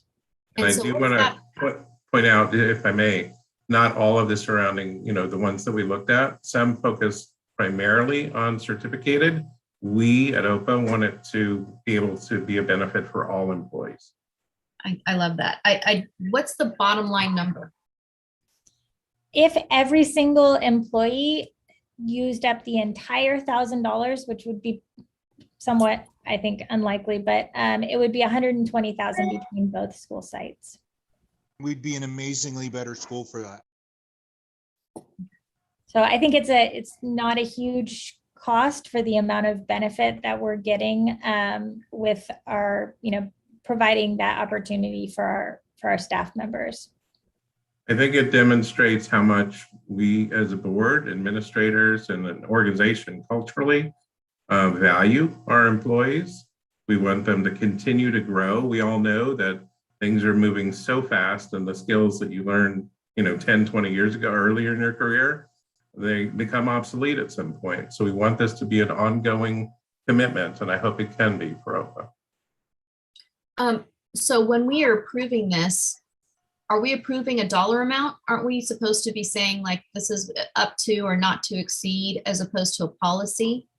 What are the rules around this? So you're approving basically that employees can be reimbursed up to $1,000 per year. So it's because the total number of employees that we have can change throughout the year. You would be approving that any employee would be eligible for this up to $1,000, and then we would add it into the budget based on our current numbers. Thank you. So Member Smith, it's in page 119 of the PDF in the board package, the entire verbiage. So are you comfortable approving this motion as it is written? Yeah, I had seen that, but then I wasn't clear that it all aligned, and I want to make sure like what I saw, yeah, it all matched. So that's fine, just to leave it. So we'll probably amend it as adding coursework rather than just work, and then we'll approve it then. Okay. Any other comments or questions? Okay, let's do a roll call vote. Member Agarwal? Aye. Member Jackson? Aye. Member Kagu, aye. Member Smith? Aye. And Member Travis? Aye. Cool. This motion also carries unanimously. Thank you. Item number E, approve unaudited actuals for OPA Saddleback Valley and OPA South Orange County This relates to Ms. Parikh's presentation from before. Education Code Section 42100B requires that each charter school shall approve in a format prescribed by the Superintendent of Public Instruction an annual statement of all receipts and expenditures of the charter school for the preceding fiscal year and shall file the statement with the entity that approved the charter school. It is recommended that the Board of Directors approve action items E, 1, and 2. May I have a motion to approve action item E, please? I make a motion to approve action item E. Thank you, Member Agarwal. Thank you, Member Delight. Any other discussions to be had? Okay, then we go for a roll call vote. Member Agarwal? Aye. Member Jackson? Aye. Member Kagu, aye. Member Smith? Aye. And Member Travis. Aye. This motion also carries unanimously. We've taken item number F off the agenda and deferred it to next month, most likely. So we go to committee discussions at 8:42. Amy, do you want me to share or? Sure, I just made you co-host unless you want me to share. Okay, it doesn't matter to me. Let me go quickly to.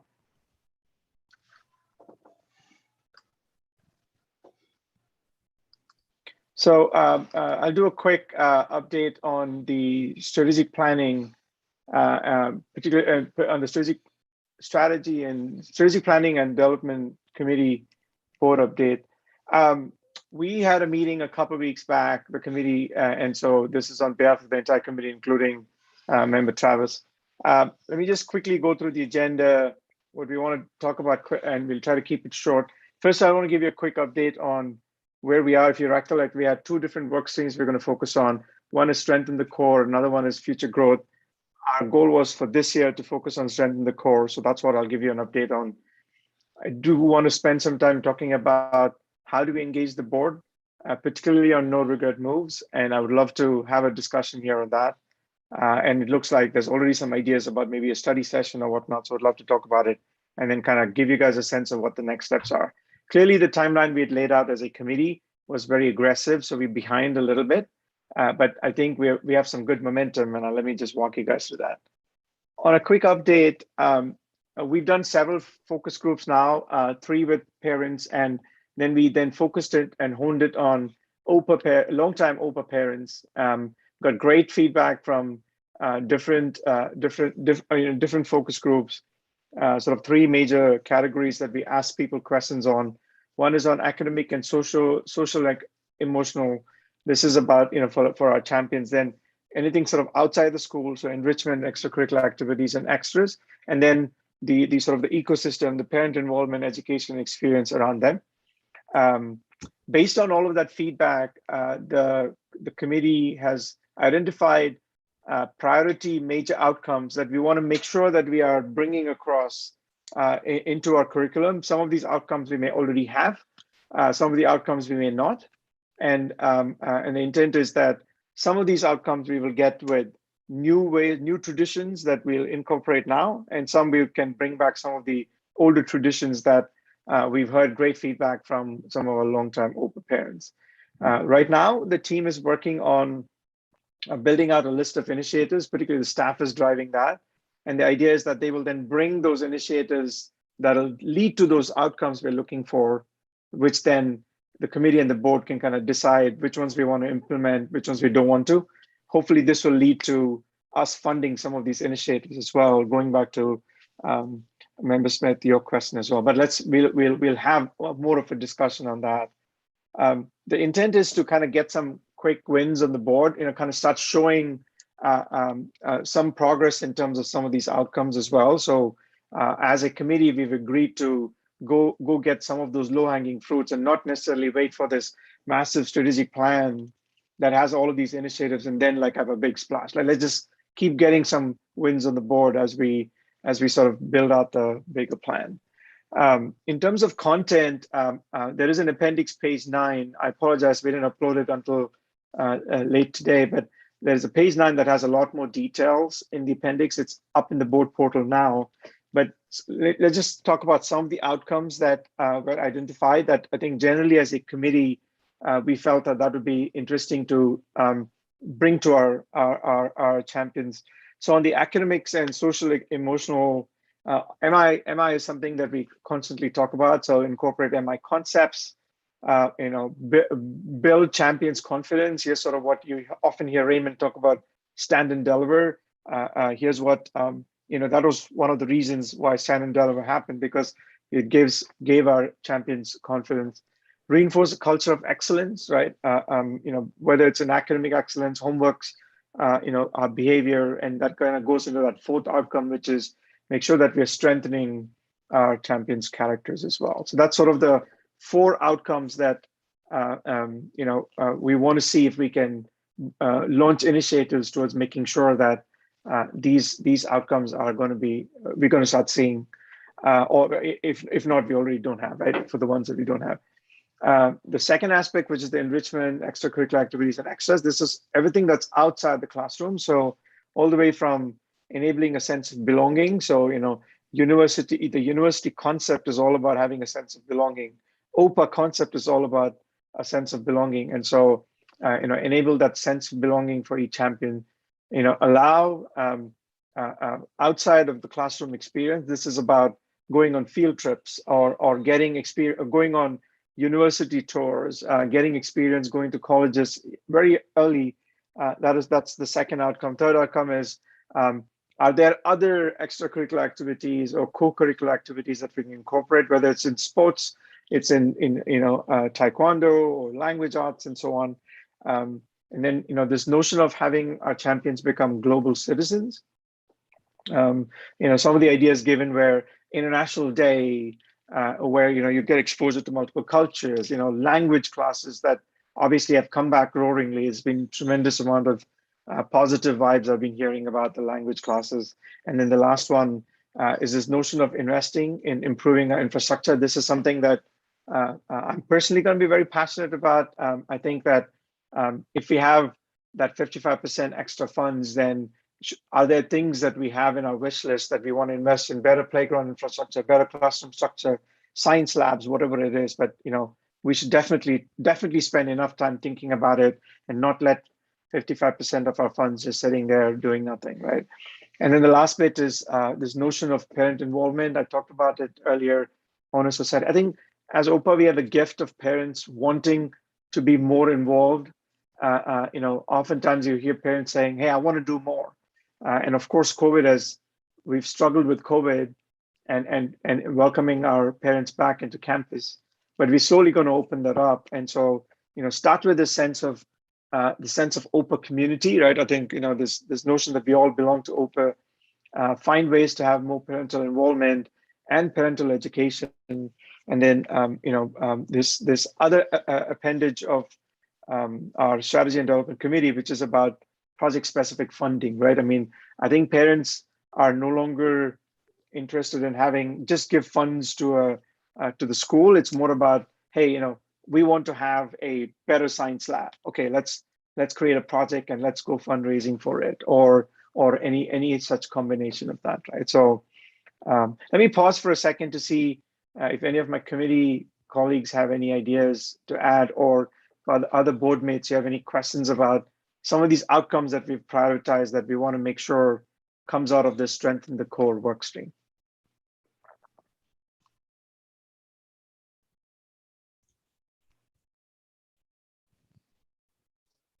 Can I share 2 quick thoughts? I love the themes that are emerging, and I appreciate all the work that's gone to getting where it's at now. I'm wondering, as we talk about, I know it's typically like referred to that middle bucket as the extras. I love thinking about like integrated enrichment or ways of thinking about these aren't like the nice to have things. These are really also core in a lot of ways when we're thinking about developing well-rounded students. So that's one thing, because they tend to get like lower prioritized, but I love that they're right here in the middle of all of these, items. So I think it's where I want to see it, but also as we're talking about further, I hope it continues to be prioritized. Then the other thing I'm wondering about, I'm not seeing like a lot around OPA in the community and its presence in relation to the community that it serves.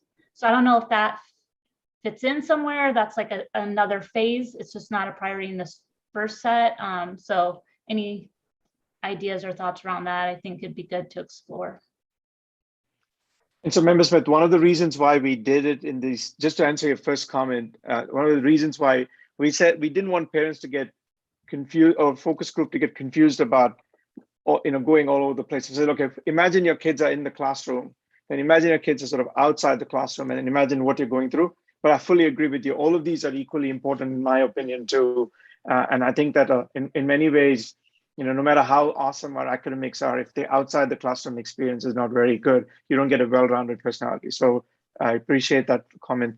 The second question about OPA's presence in the community, it's a very interesting concept. I think it's sort of we have to decide whether that is part of strengthening our core, or because right now when I was thinking of strengthening, I was thinking looking inward and how do you sort of make our school, right?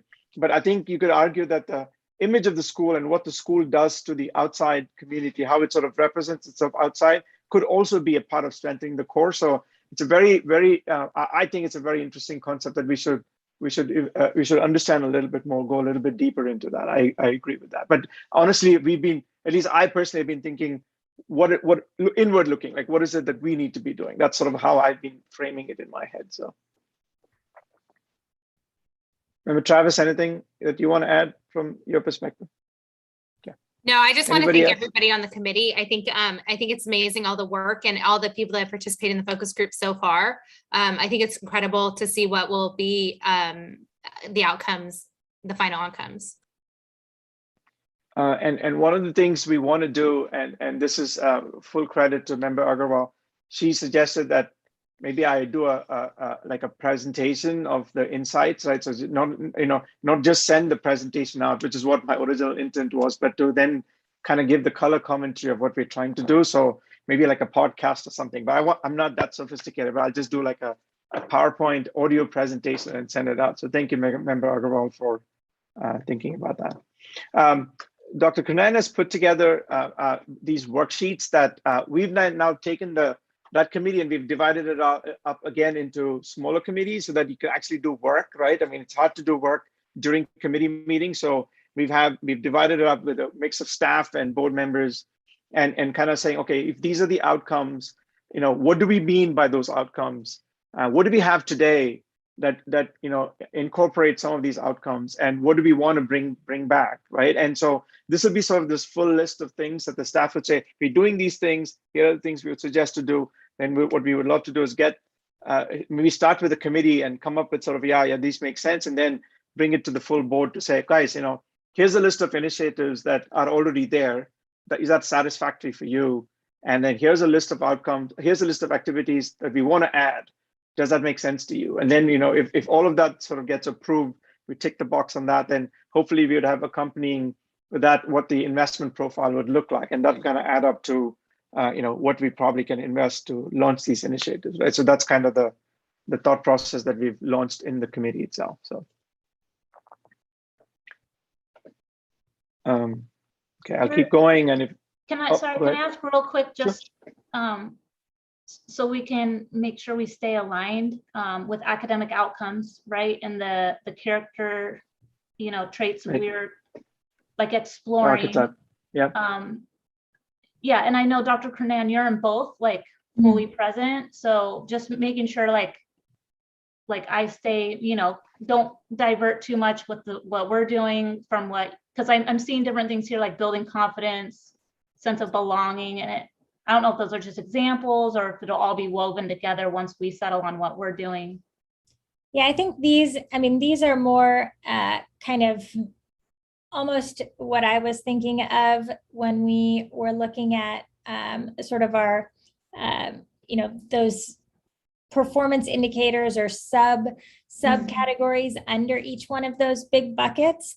I think a lot of these fall into those different areas. And so I think in the end, we can really kind of weave them all together and make them complement each other. I think they're not they're not too far off of each other. There might be a little bit of different wording right now, just based off of the fact that both committees are working simultaneously.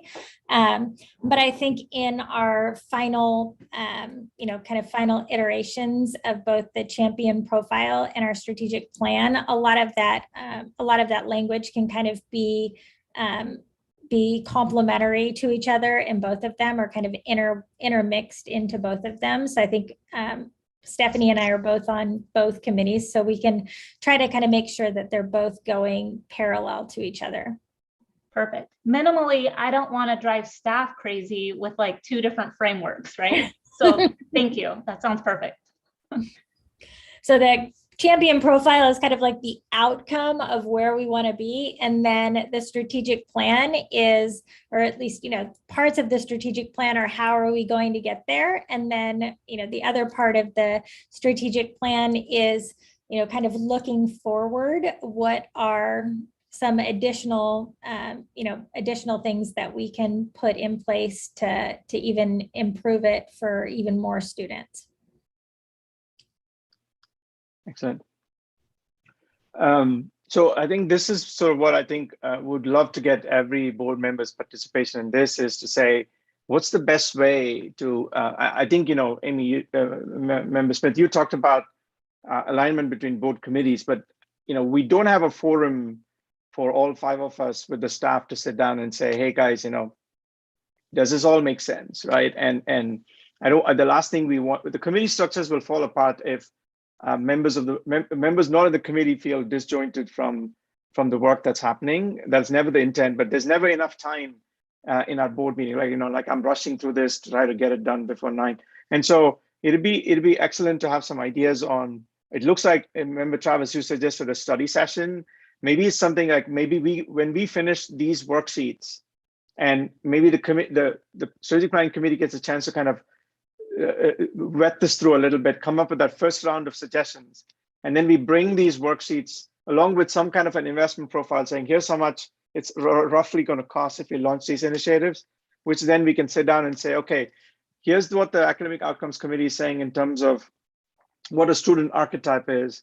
And then here's, by doing these things, will we get to that archetype, or are we missing anything? And then if we get these outcomes, which are the programs we want to fund, right? I think that's roughly the study session, I think, which would look like. But let me kind of ask Member Smith, Member Agarwal, you've been coming to our focus groups. Member Jackson, any kind of feedback or any thoughts from you guys on what's the best way to move forward on this? Well, I feel like obviously I trust you guys to take this all the way through to conclusion. I think what I was looking for is more like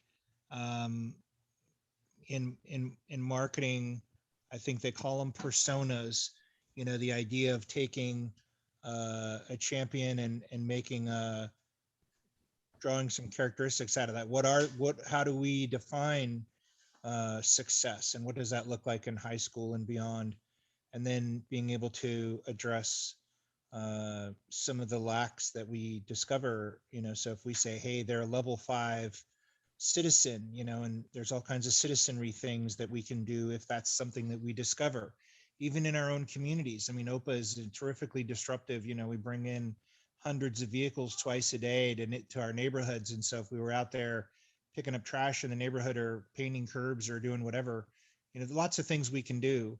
But it all comes back to these, and maybe that archetype, maybe that's what it is that you were, using. But at the end of the day, we're leaving lazy dollars in the bank doing nothing to help our students. That's our job. Our job is to make sure that every resource we have is out there working as hard as it can work to help our staff, to help our coworkers, to help our students and families thrive and become as close to the persona that we identify as successful.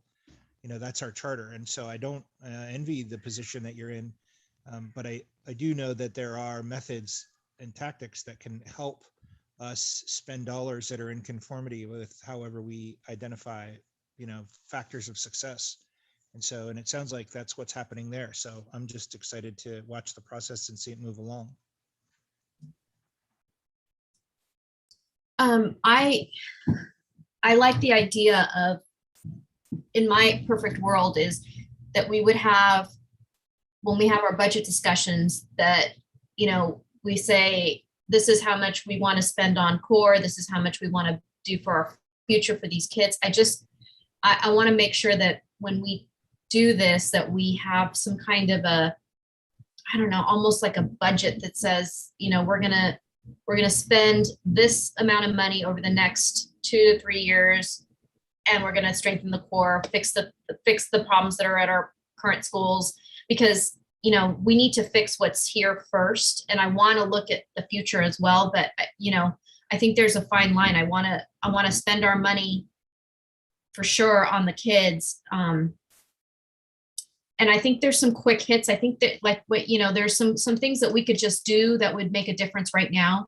And we should, if we can do that, do those things first, and then also, talk about the future. But, I don't want to sit on stuff. I don't want to sit on this money when we could be making difference for these kids right now. Yeah. And to that point, I think if you guys uncover something, that is a couple of first or second base hits, let's take advantage of them right away. I mean, I would say bring that to a board meeting right away.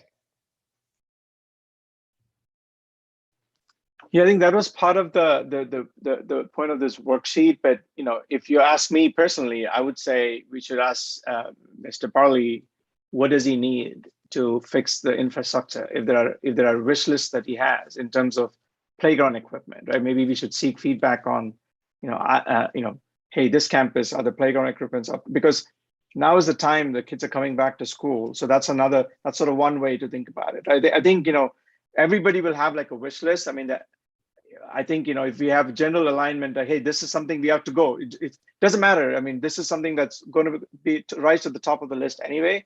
So I think, yes, I agree with that. We should, I think in very short order, we'll be able to come back with a list of initiatives that we think we can launch right away, which other things that we have to wait until COVID's over.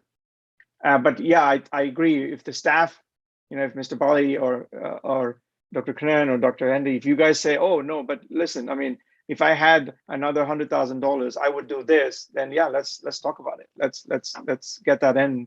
And obviously, you have to find the right way to bring those discussions in. But yeah, I'm fully in alignment with that. Should we commit to a study? Should we commit to an off-cycle session when we are ready? Maybe the Academic Outcomes Committee is probably making progress towards that archetype or the persona, as you guys called it. Maybe should we bring a working version of that? Should we bring these outcomes and kind of see if we can marry them and see what the gaps are? And then we have done some pre-work for these outcomes as well with initiatives that we will bring, our committee will bring, and then we can see what the gaps are, right? I mean, I don't know if 15 minutes at the end of a board meeting, every other board meeting is doing any justice to this, right? So is that something, I mean, do you guys feel that's the right approach to take? I think a study session would be a good idea. We can, kind of do some modeling of once we get some more information based on these worksheets as well as the champion profile. I think we can do some modeling on costs for different things and kind of looking at different options. So we were looking at a timeline for the Academic Outcomes Committee to have kind of a draft for board input in December. So I don't, we could definitely probably, have something. And I think even with the strategic or strategy and development committee, if we want to look at some dates to kind of plan for a study session, giving some time to be able to get all of that information and then do some modeling on cost. But I think it would provide a better forum for us to be able to have this discussion and really kind of focus on it, just focus on that at a board meeting rather than just being in a, like you said, at the very end of the board meeting for a few minutes. So maybe the first step of, oh, go ahead. Well, I don't want to derail your thought, so I can wait. No, I was just saying that maybe that first step of matching those personas to these outcomes, maybe you would have to wait for a little bit because you're still kind of, that's a difficult task. I understand it's like too many inputs that you need to factor in, but maybe this session is more focused on, are these no-brainer outcomes that we want to have our champions to have, right? And maybe not all 15 of them, maybe that 7 of them are something that we know for sure that that's something we want to pursue. And then maybe that's what this first study session is to Member Jackson and Member Agarwal's point. Maybe that's sort of saying, yeah, look, let's do something. And then come November, December, when we have this persona as well developed, then we'll see, okay, here are the 5 things that we've already accomplished, or we are in a pathway towards accomplishing, but here are 5 other things that we need to do. Is that, I mean, maybe we skip that first step of matching personas to the outcomes, but just focus on no-brainer outcomes that we should pursue. Go ahead, Member Smith, sorry. I just want to make sure that we're being very, kind of thoughtful about what we're going to be spending big chunks of money on, and that we're making sure that we're really tying it into expectations and outcomes, and not, I guess for lack of a better word, just kind of grasping onto shiny things, and really being strategic about making sure that they're going to have the best possible effective outcomes for our students. So, I would advise against, just calling a study session in the next couple of weeks and trying to put a bunch of things in place without really making sure that we have that list of things that are going to, we need to first make sure that we haven't already sort of covered some of these areas, and kind of focus on where the gaps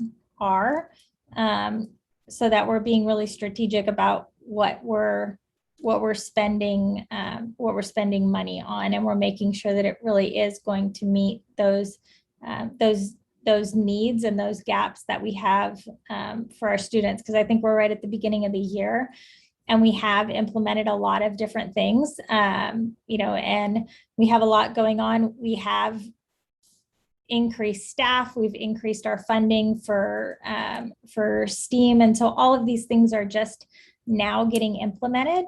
And so, I really want to be thoughtful about making sure that those things are really going, and that we're putting effort into making sure that those things are going well, and then using what we are putting together with both of these committees to really determine the best ways to enhance what our students are getting. I would just add that I think that there's still work that both committees need to do. And I almost feel like it's like we need to let the committees do their work so that they're at a good point for us to have the most productive study session. So, I mean, that to me is, I don't want to put the cart before the horse, for lack of a better term. I mean, if we, and I think you guys all know that if we need something and we see a gap, we're going to come and ask you guys for the money. We saw a need to really be more innovative and outfit our science labs in a, turn them into more kind of makerspace STEAM labs, and hire staff to cover those things. And, and we came to the board, and you guys were great about approving those things. So I think whenever we see those gaps, it's really easy for us to be able to come present things to you and make sure that we are meeting the needs of all of our students. But again, I think, to Delight's point, just making sure that we're really strategic and that we have all of that information before we start adding things where we don't even know if there's a need yet. Yeah, I mean, let me just make sure. I mean, I'm not suggesting that we go pick a shiny object and go invest in it. That was never the intent. I mean, obviously, we're all responsible, and we are not going to just do something for the sake of doing something. I just feel that, I mean, I'm taking the blame directly on myself, that I don't think we've, as a strategic planning committee, made enough progress or shown enough movement from my perspective, right? Like, because I'm responsible for it. So I'm just saying that, what can we do? I mean, yeah, of course, not a study session in 2 weeks. There's a lot of work to be done there. but I think we kind of have to force ourselves to maybe quicker cycles, right? And Dr. Karan, to your point, you're saying, yeah, of course we've done these things. That's fine. Let's communicate that to the community that, hey, here are the innovative things we've already done. It doesn't have to be new things, right? So I think communication is 3/4 the solution as well. So I'm not suggesting that we go irresponsibly and just spend the money. That is never, I mean, nobody would allow us to do that. And I think as a board, we're pretty prudent about what we spend money on. But I think, we have to find ways to maybe do faster cycles, I think. That, and again, I'm taking responsibility for it, right? Because I think summer, we didn't do as many cycles as we should have. But now I'm just saying, let's find ways to, get the cycles faster and get some traction so that, people get excited about the activity, right? Around the activity as well. So that's all. And I think now that we've gotten into the school year and being on both committees, I know we're, kind of planning more meetings. Paul, you and I talked about doing more strategic planning meetings coming up. So I think now that summer's over, we got the school year started. I think that we can definitely move a lot faster. I think it did, kind of things always slow down in the summer, and then the very beginning of the school year is kind of hectic. So I think now really kind of digging in on both committees and trying to get things going a lot quicker than we had them going over the summer, I think, is a good place to focus and really get everybody, to your point, get everybody kind of moving so that we can have those really rich discussions about what we want, how we want to improve.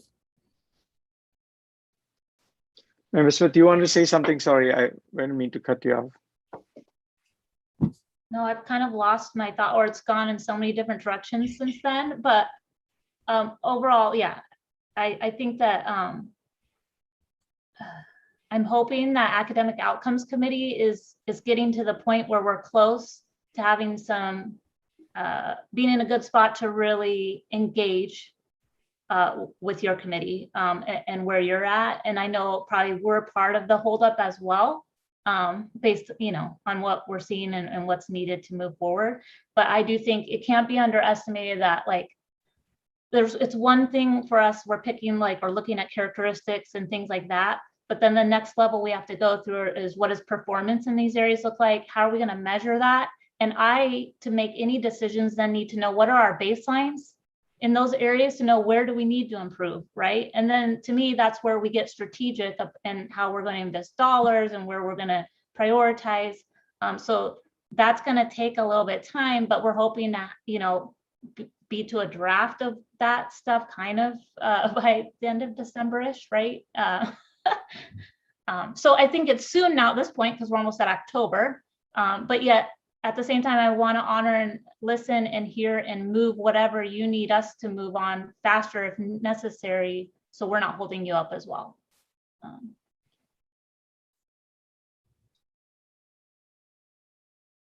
Okay. Any other comments before we move to the last two items?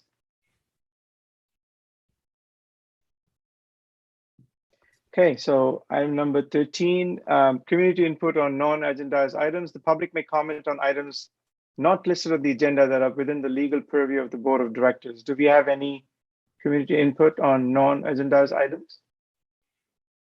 None. Okay, thank you. And item number 14, adjournment. It is recommended that the board adjourn the regular meeting of the Oxford Preparatory Academy Board of Directors on September 16, 2021. May I have a motion, please? I make a motion to adjourn the meeting. Thank you, Member Travis. Second? A second. Thank you. A roll call, Member Agarwal? Aye. Member Jackson? Aye. Member Kagu? Aye. Member Smith? Aye. And Member Travis? Aye. Meeting adjourned at 9:16 p.m. Good evening, everyone.